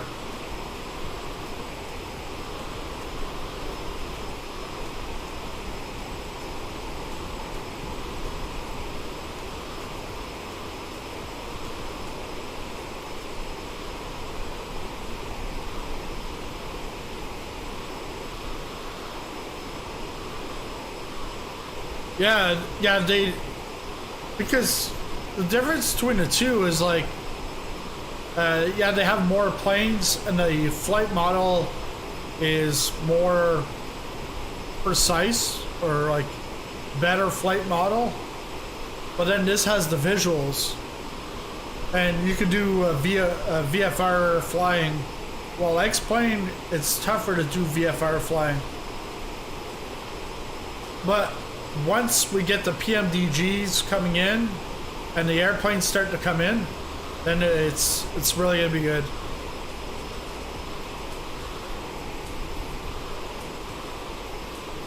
Oh yeah, I used to travel on this flight from Halifax.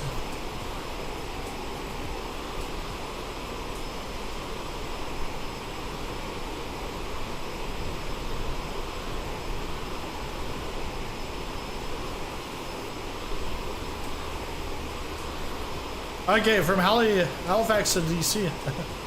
Nice.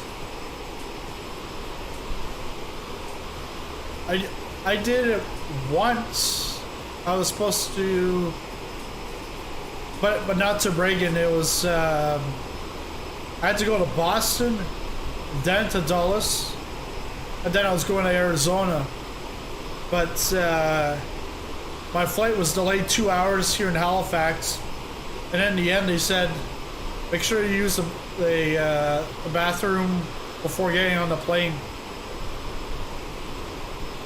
And because I think it ended up that I think what happened was they tried to do maintenance on the toilet, and it still didn't work. And we took off to Boston, got into Boston late, and so then when, oh yeah, my connecting flight from Boston was late also, and then we needed sandbags because there wasn't enough weight on the plane. So that delay, once we got to Dulles, they said, oh, if you check your bag, your carry-on, once you get there, it'll be ready for you. Well, once I got off the plane, I still had to wait because the bags were just coming off. And at the time that I arrived at the gate was the time I was supposed to leave for my flight to Phoenix. So they, once I got my bag, I had to get into the airport and then have to take a shuttle across to change terminals. And once I got to the Phoenix flight, it was just like completely empty. So then I ended up with a flight the next morning to Denver, then to Arizona. So that was my only experience flying into Washington.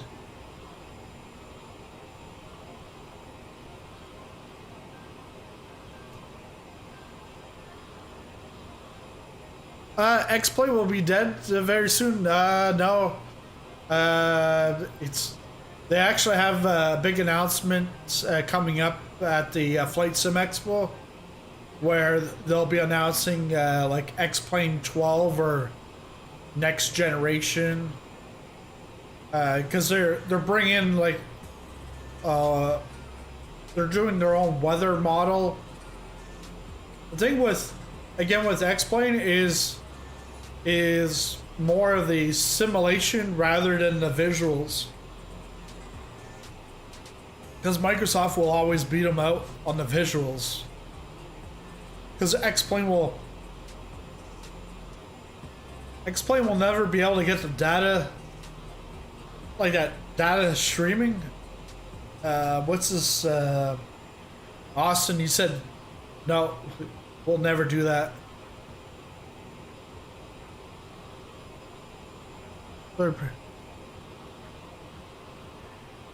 I agree that it'll be tough for once the big third-party airplanes come in. Not this garbage stuff that sells at a discount.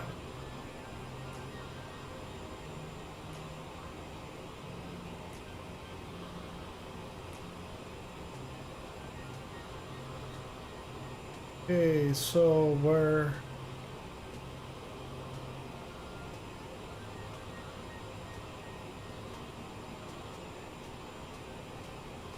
Yeah, so once we get to mechs, then we go down to flight level 337. Okay. Gotta watch out for this.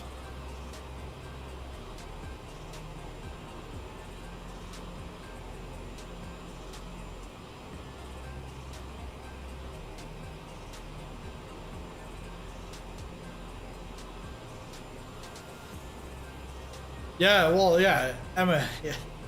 Microsoft Flight Simulator is a baby. 1 year out of a 10-year commitment.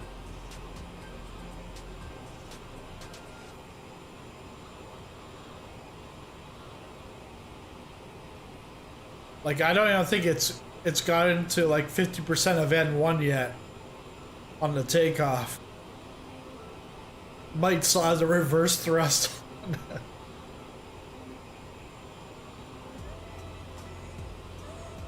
Yeah, 1983.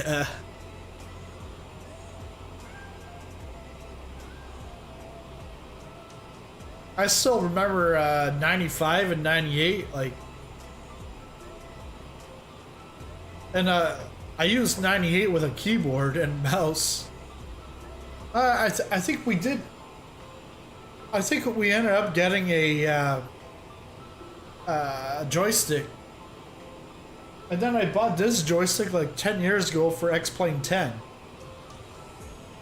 or almost 10 years ago, because I was looking at joining the military, and then I was going to be into air traffic control.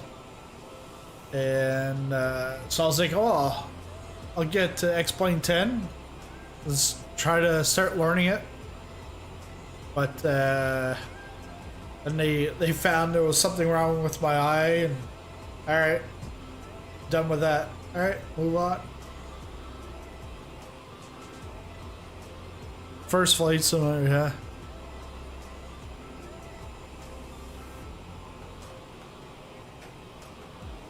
Yeah, there was actually a flight simulator before that. I just saw a video on that this past weekend. There was something before it, and then Microsoft then got this company to start doing it for them, and then build upon that. You got 6 minutes. Okay.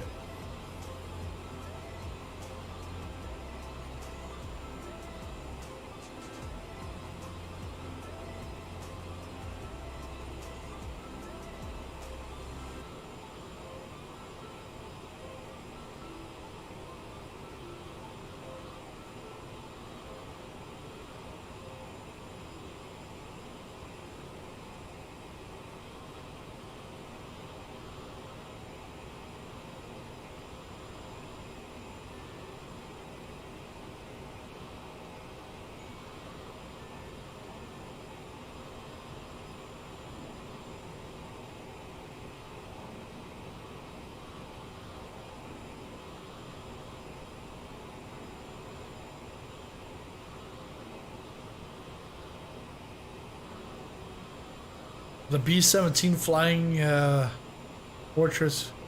It's close to a flight. Okay.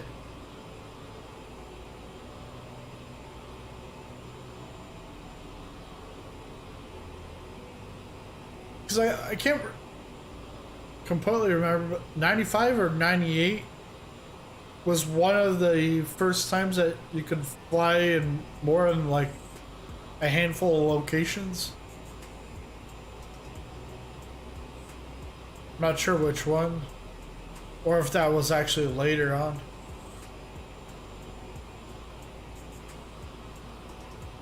This must be Trenton, Pennsylvania, which just is on our left.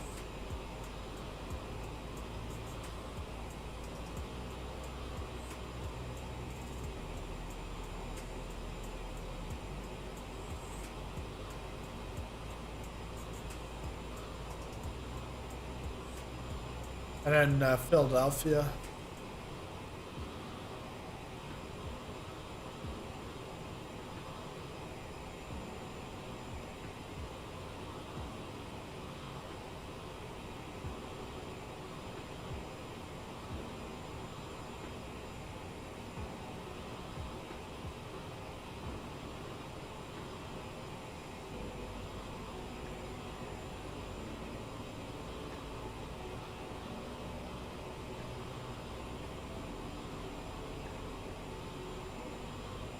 Yeah, nudgy.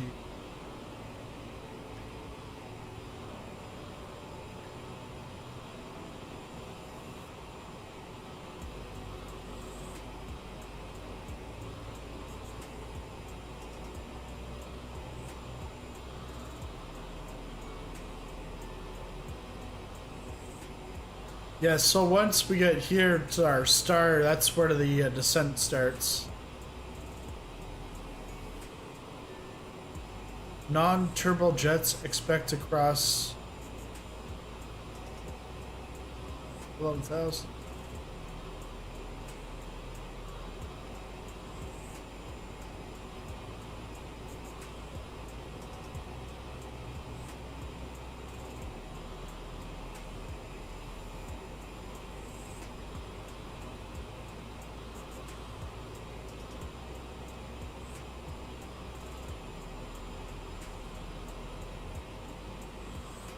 Oh, the headwind here is 93.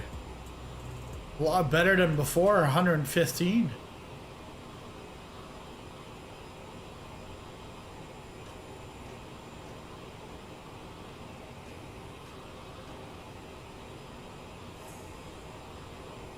B-17, yeah, you had that, but if you played hardcore, you'd have to start it up and take off with it.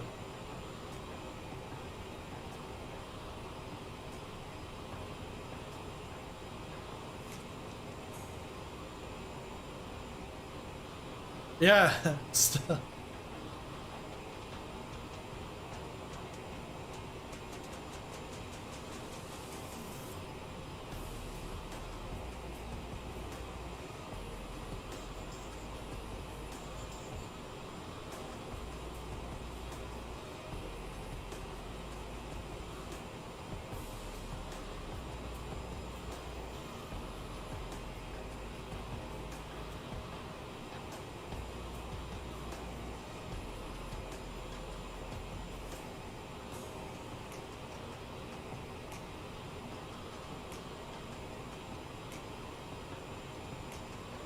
Top of the descent in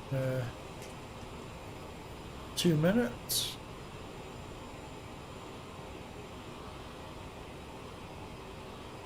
I should test that old game.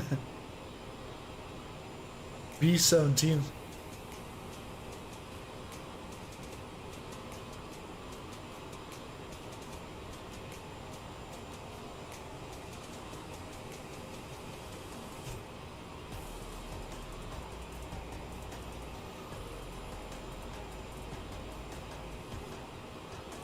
All of a sudden, I just thought, shoot, are my flaps still at 8? But no, I remember doing that check. Flaps are at 0.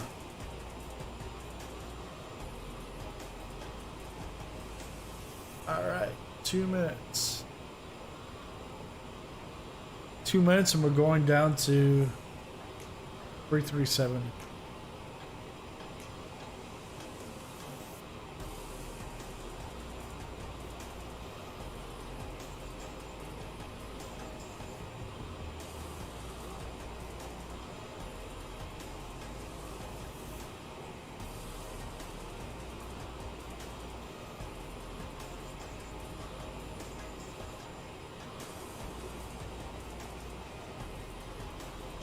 Yeah.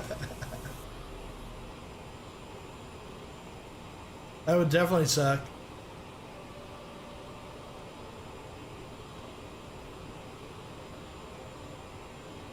Now this is all the busy work coming up here.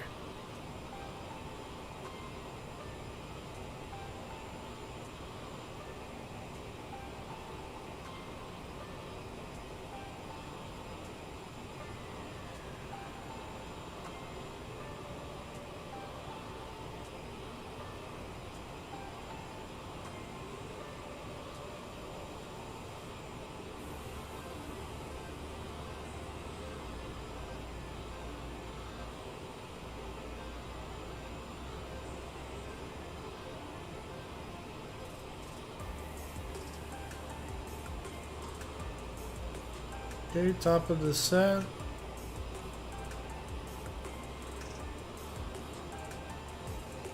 Uh, 33.7.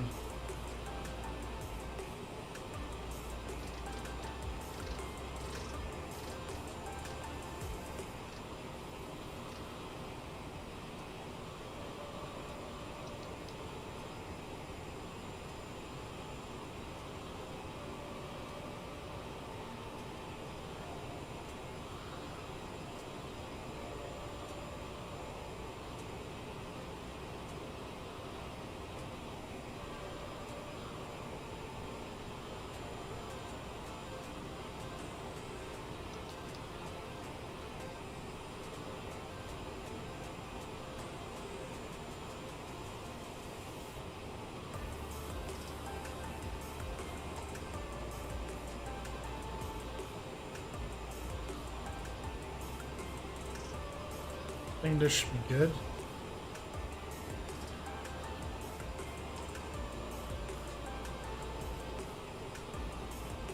Get down to 31. What's my next?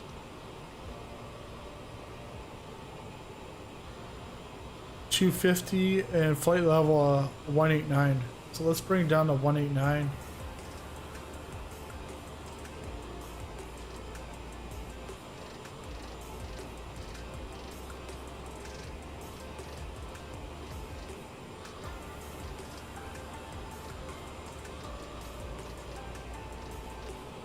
$189 and then $250.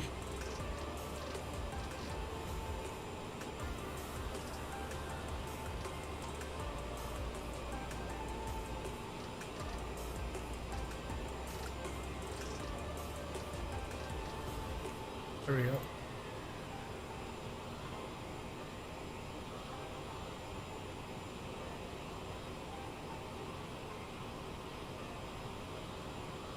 Oh, I gotta get to.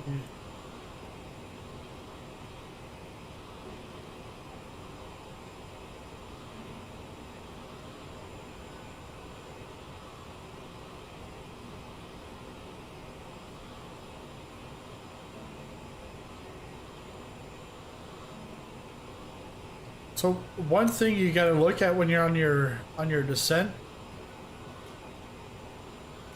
there's this little blue bubble that'll tell you how much you have to descend, how quickly. So it's about 2,000 feet per minute that I gotta descend. But I also have to watch my speed. I mean climb, but I want out of that. Into manual.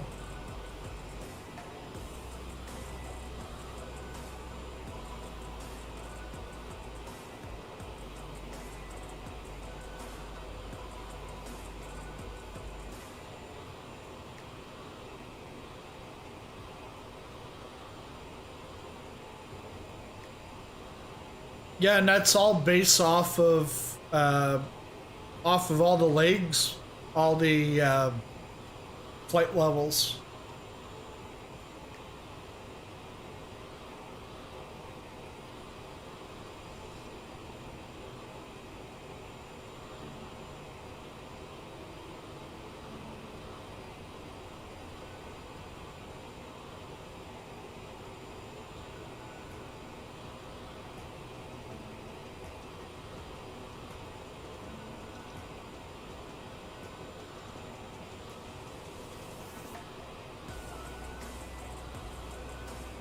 So I should be at 3170 or flight level 317,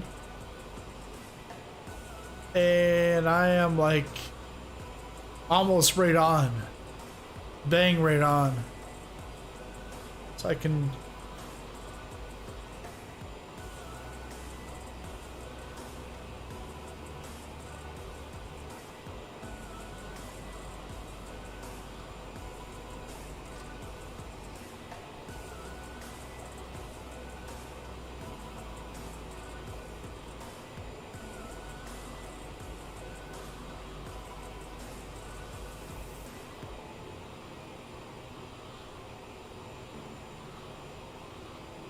Yeah, it actually it makes it fun, like, because there's a lot of things to do, and this plane, the CRJ, is like a workhorse, because like when you're on your descent, you've got a lot of things to do. Not everything's automatic like in the Airbus, the A320.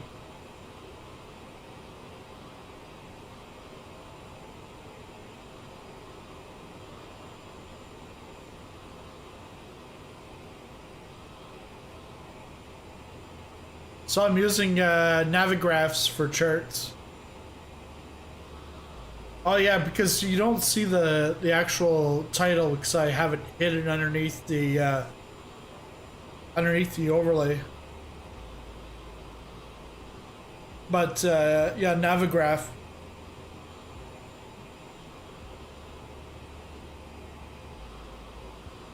And so then it's overlaying the chart onto the world map for me.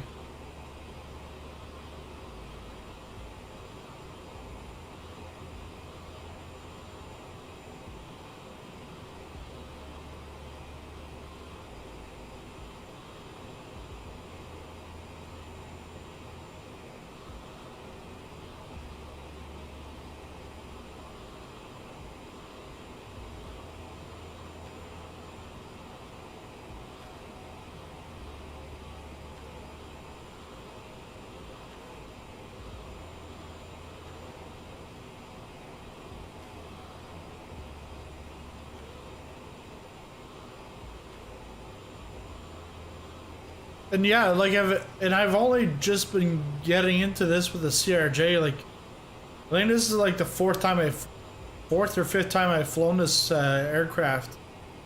The second time solo. The last time I got stuck, what I ended up doing was I just started it up ready for taxiing. Now tonight I went from scratch, cold and dark. But I had to watch a video and then create my own list But after doing that list a few times, I probably won't need a list and just use a checklist. I'll know what exactly what to do.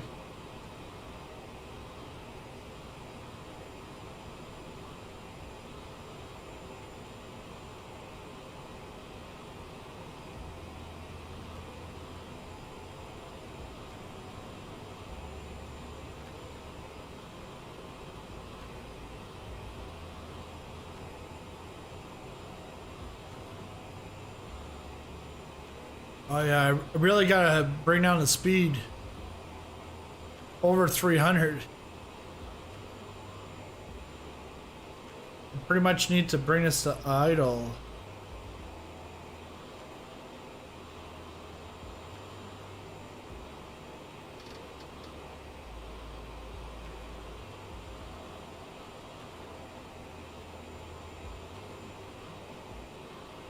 So I have to be at 250s the maximum.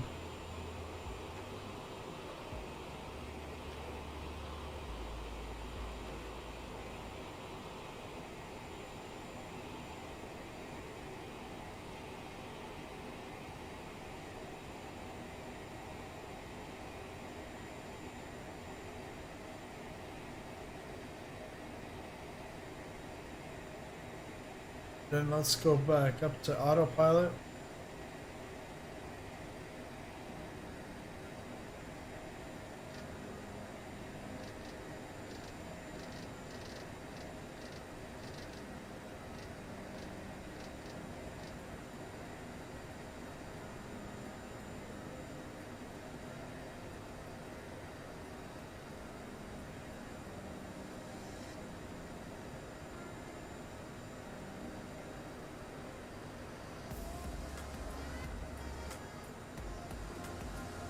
You gotta be at 189.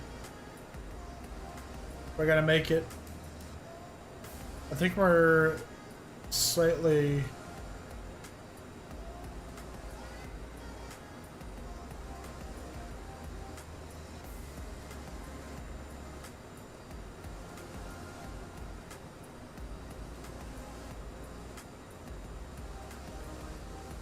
Should be good there.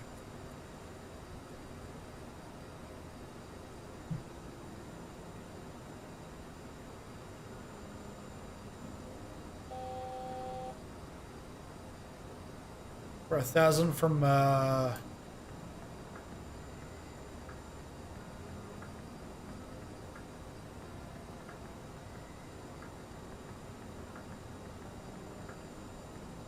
let's get the brakes off.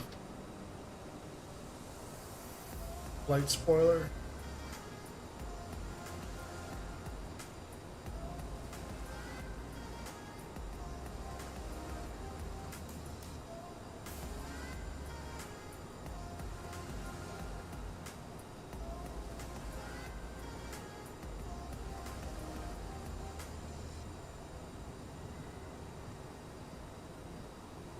Yeah, so at this point you have to be at 250 knots.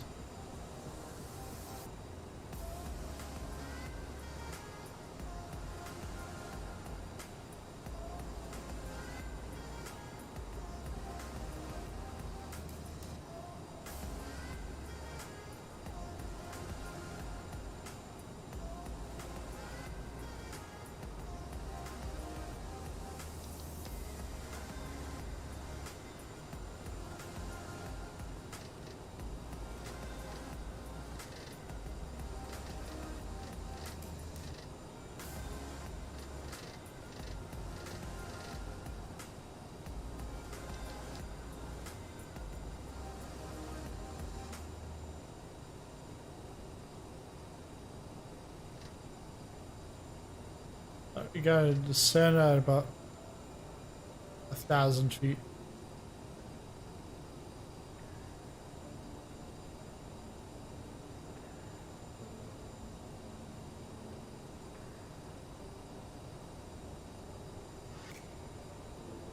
Try to get that to stabilize.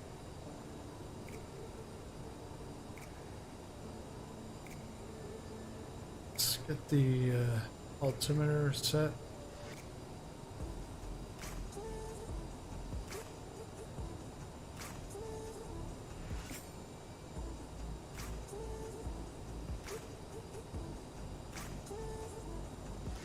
Get speed back up.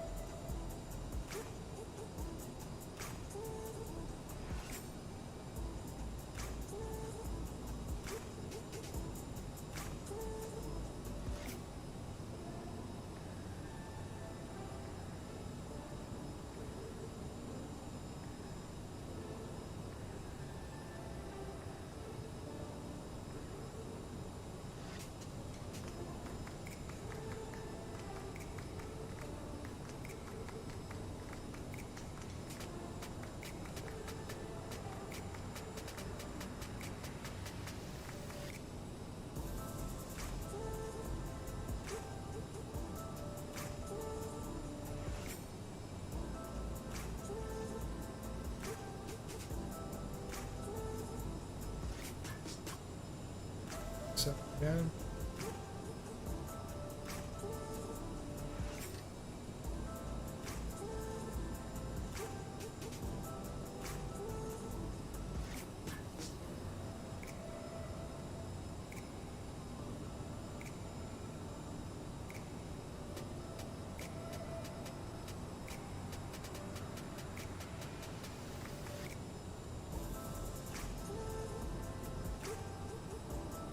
Oh, there's Lars. They got a Antonov? The An-225.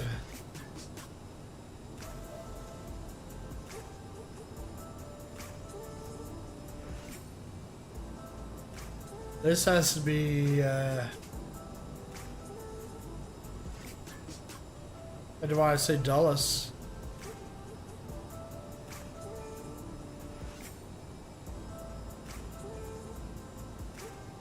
Because there's the Joint Base Andrews.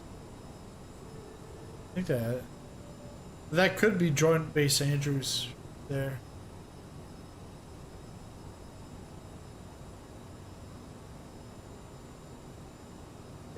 Yeah.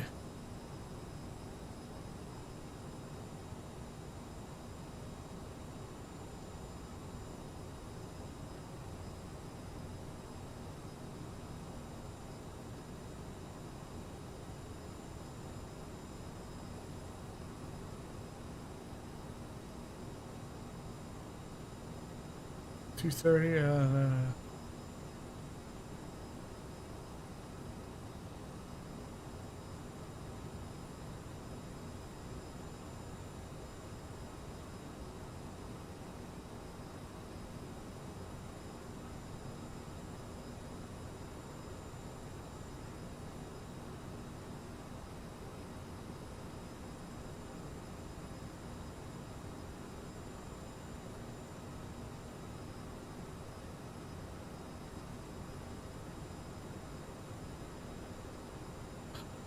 I was like, what's going on?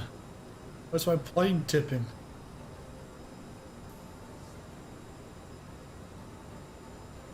It's like cow tipping with planes.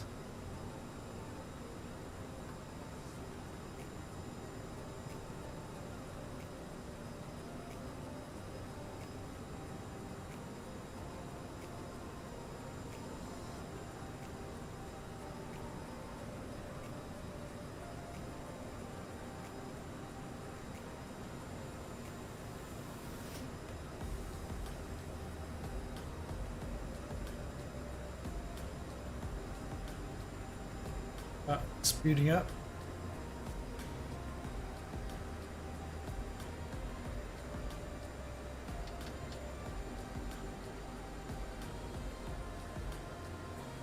Yeah, I know, making a turn. Well, because I was looking at the music to get that restarted, and I was like, what's going on? So let's bring it down.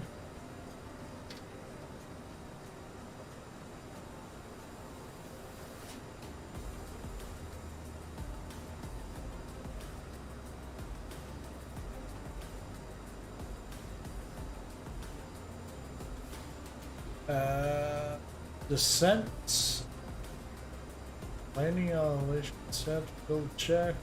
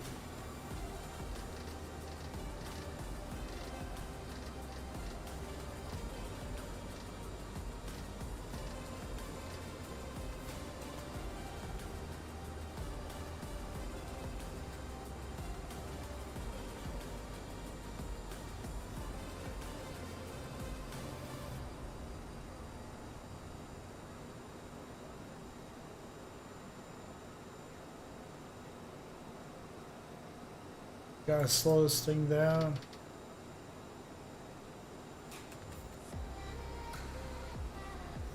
Hey, Zadie, have a good night.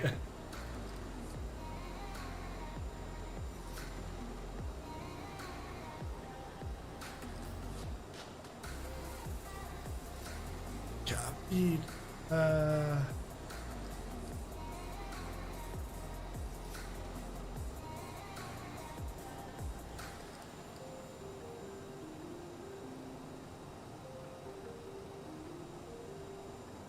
The thing is when we get to cavity, I wonder how the banking's gonna go on that. Because we gotta get down to about 3,000.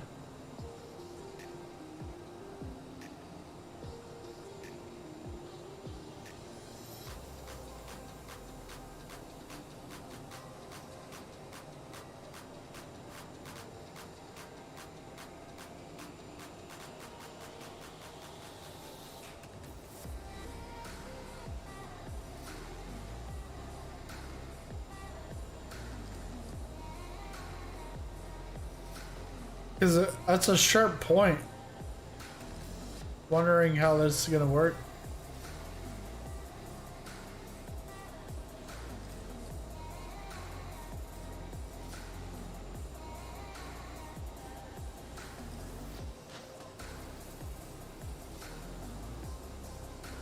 $29.89.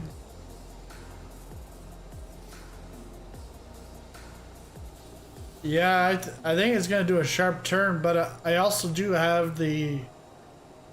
I think half turn is still on.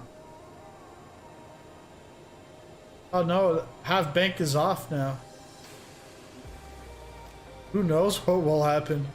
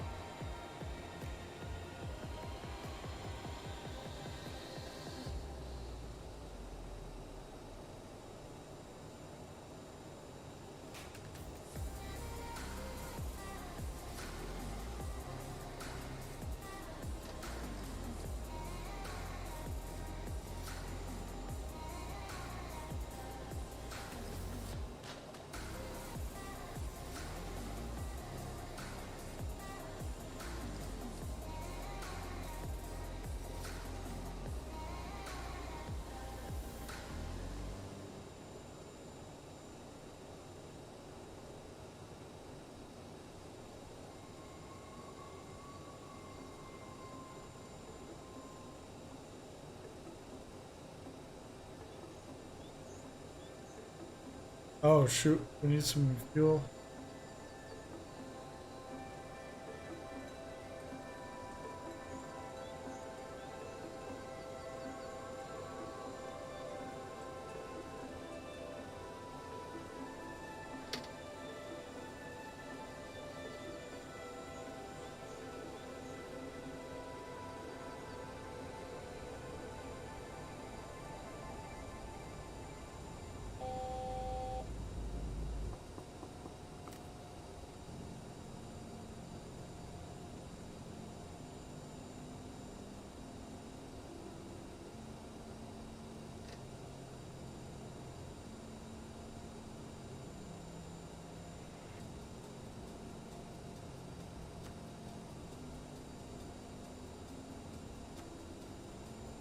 Back to pilot.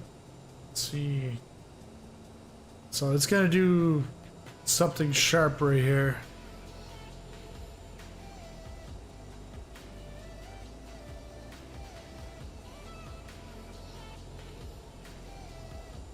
Speed's not doing so good.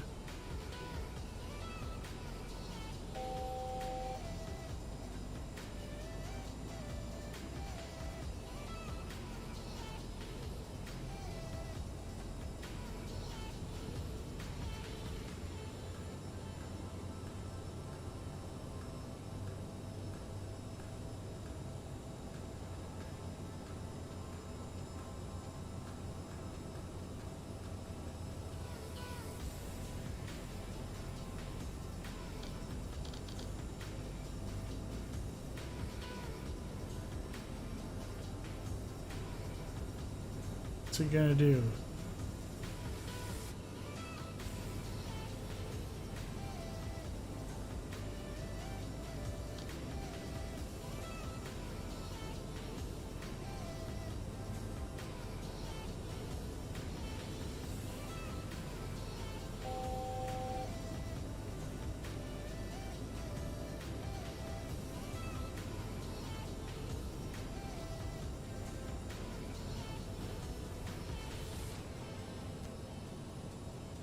I think I'm gonna have to manually fly this in.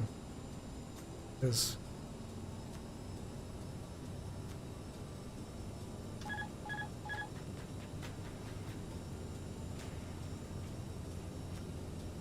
yeah, let's go.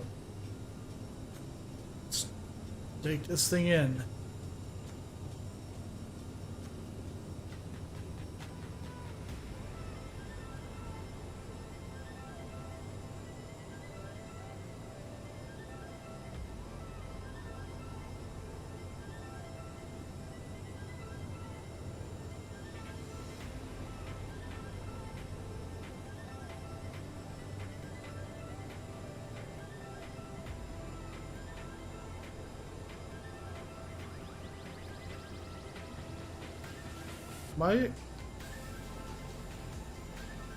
Might be able to get it on the localizer?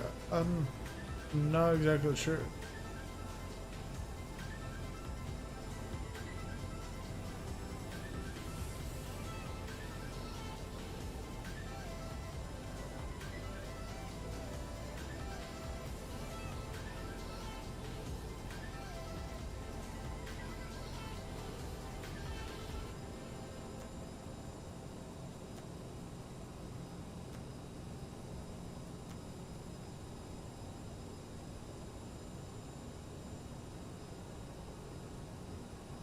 I'm going into 01.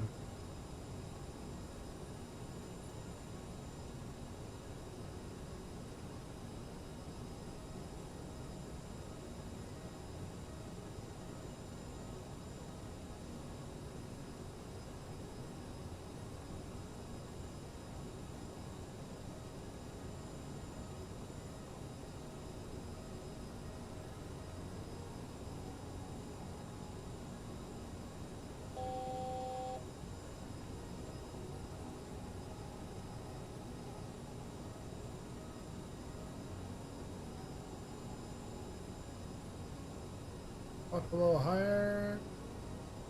Okay.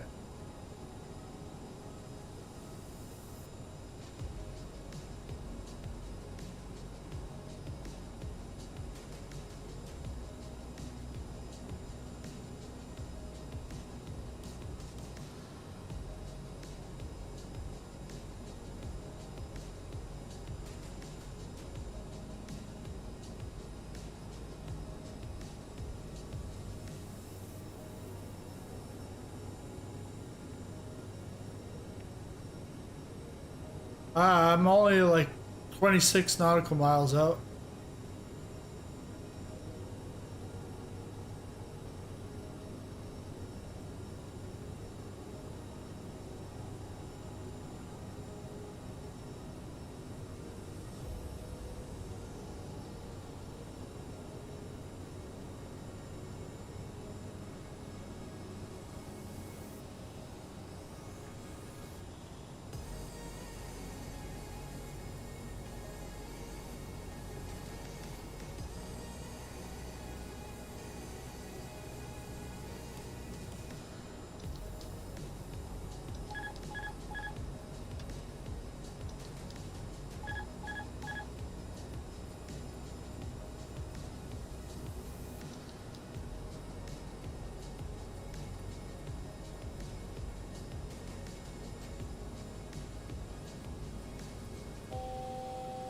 no, no, because it wants to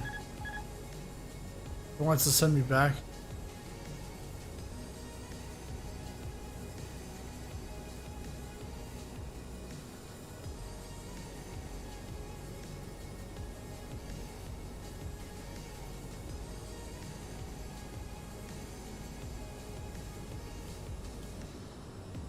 Yeah, I think that's Andrews.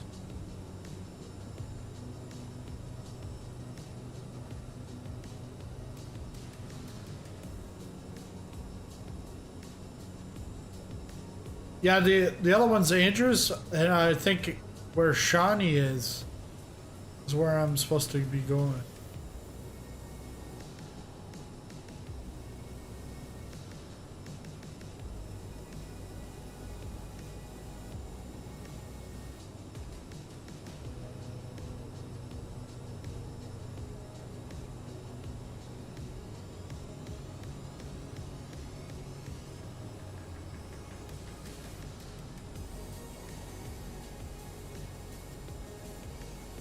Yeah, that's where I'm going. Shawnee is.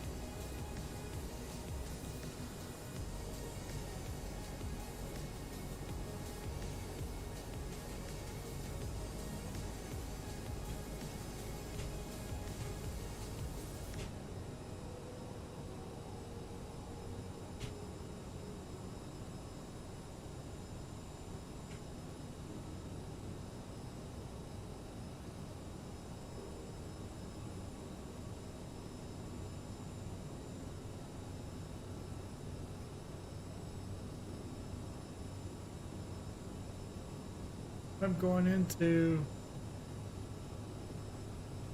runway.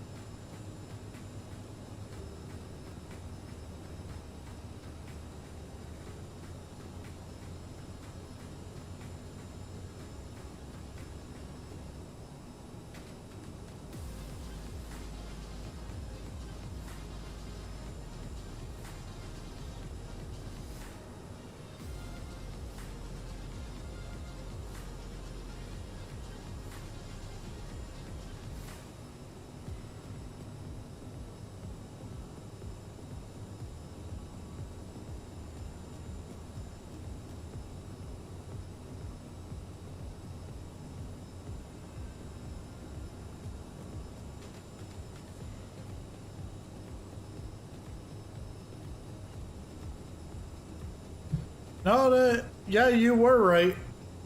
So that isn't Andrews. And where Sunseeker is, that's not Reagan. So I'm looking up at the I'm looking at this. So I got it blown up on the top screen.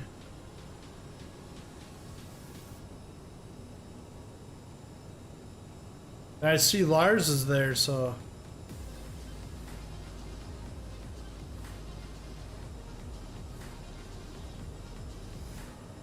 Oh yeah, but those two strips are definitely on the right is Andrews.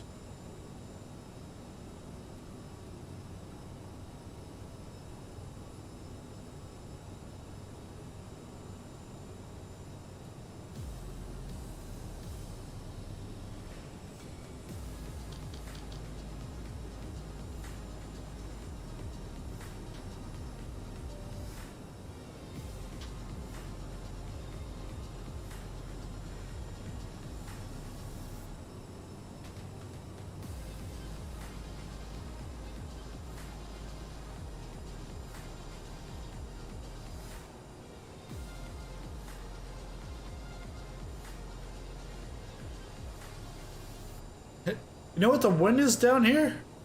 13, 14. Not 114, just 14.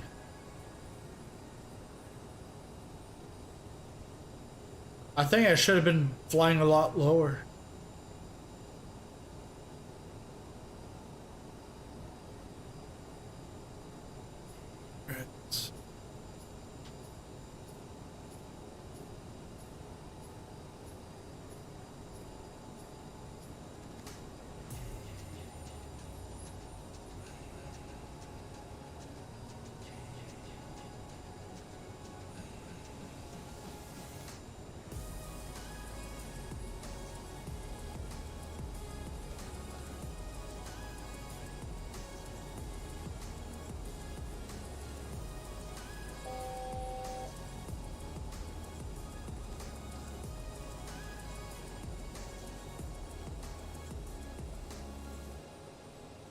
So we're 26 miles.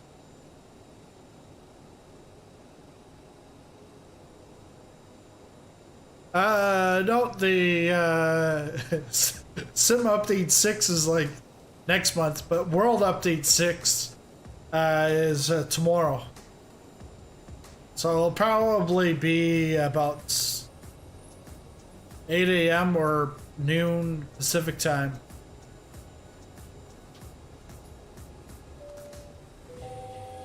Ladies and gentlemen, we are about to land. Please notice the cabin lights have been turned off, and this is a normal procedure for a nighttime landing.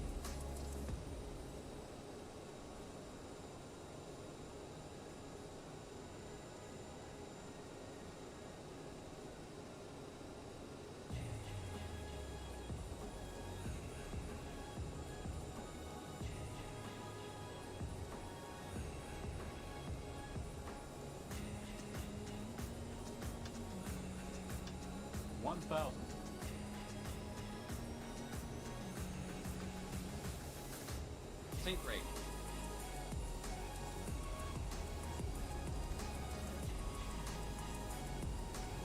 Sync rate.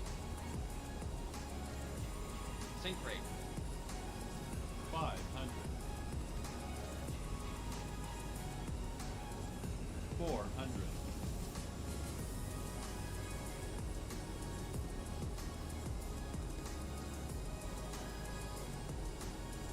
300. Sync rate. 200. Sync rate. 100. 50. 40. 30.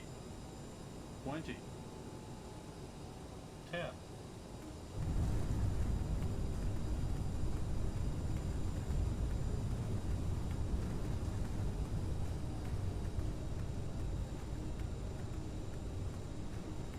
Welcome to Reagan, Washington National Airport. All right, let's see.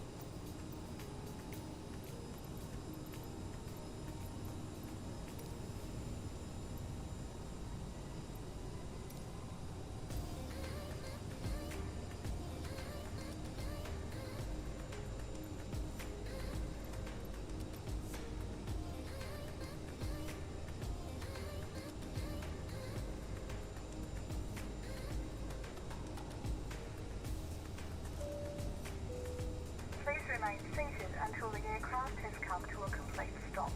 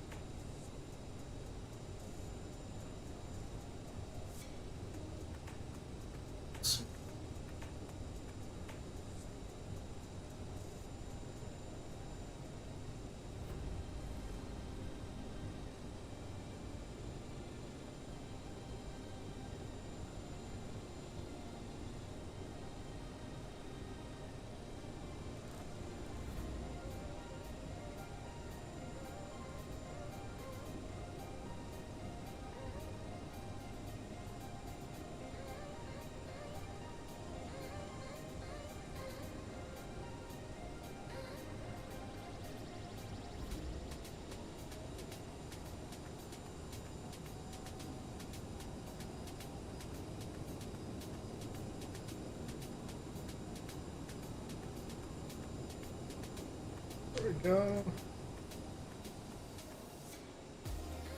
Wow. That was great. I don't even know what the lightning rate was. Anyone catch that?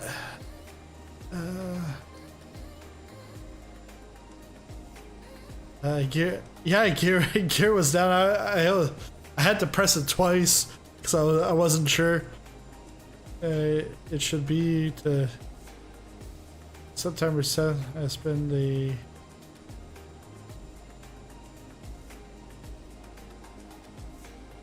yeah, it's September 7th, but it's not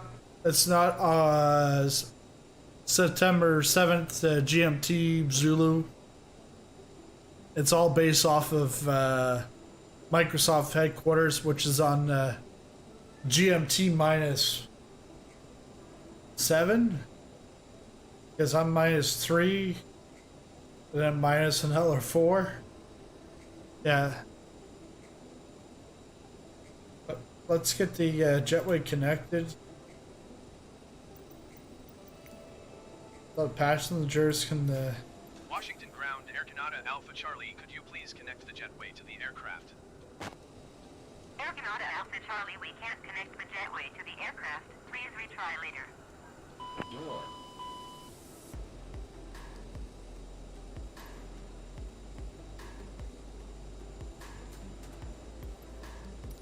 Washington ground, Air Canada Alpha Charlie, could you please connect the jetway to the aircraft? Air Canada Alpha Charlie, we can't connect the If we jetway can't- to the aircraft. Please retry later.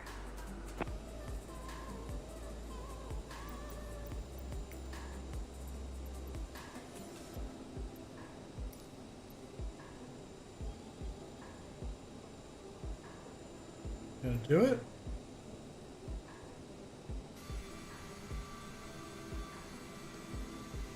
Oh well, the passengers can get off that way. I haven't even closed up the flaps or anything. That's all. And I think what I need to do is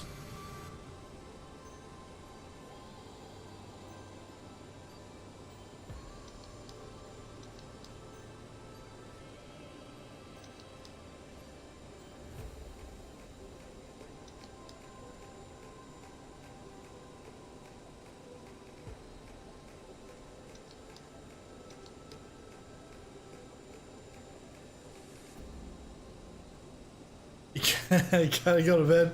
Yeah, have a good one. I think that's it for now. I'll figure out some of this shutdown stuff. Maybe for Friday night's flight. Wednesday night's gonna do some fun GA flying. If you want to join, you can join, and that will be with World Update 6 that comes out tomorrow. For some of you today, but it's gonna be I'd say a good at least 12 hours from now before it's released. But thanks everyone for showing up. It was a great flight, and definitely a confidence booster. Starting this thing up from cold and dark, and then getting all the way to Washington in one piece. But again, thanks a lot for watching, and happy flying.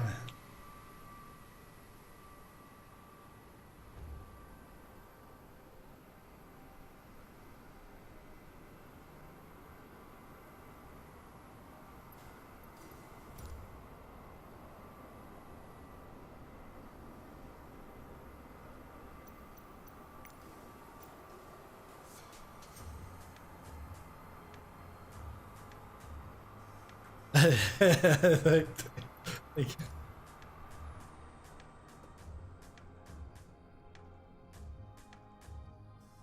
Oh, there's Lars. And the Antonov. I don't know. I don't think it's an Antonov.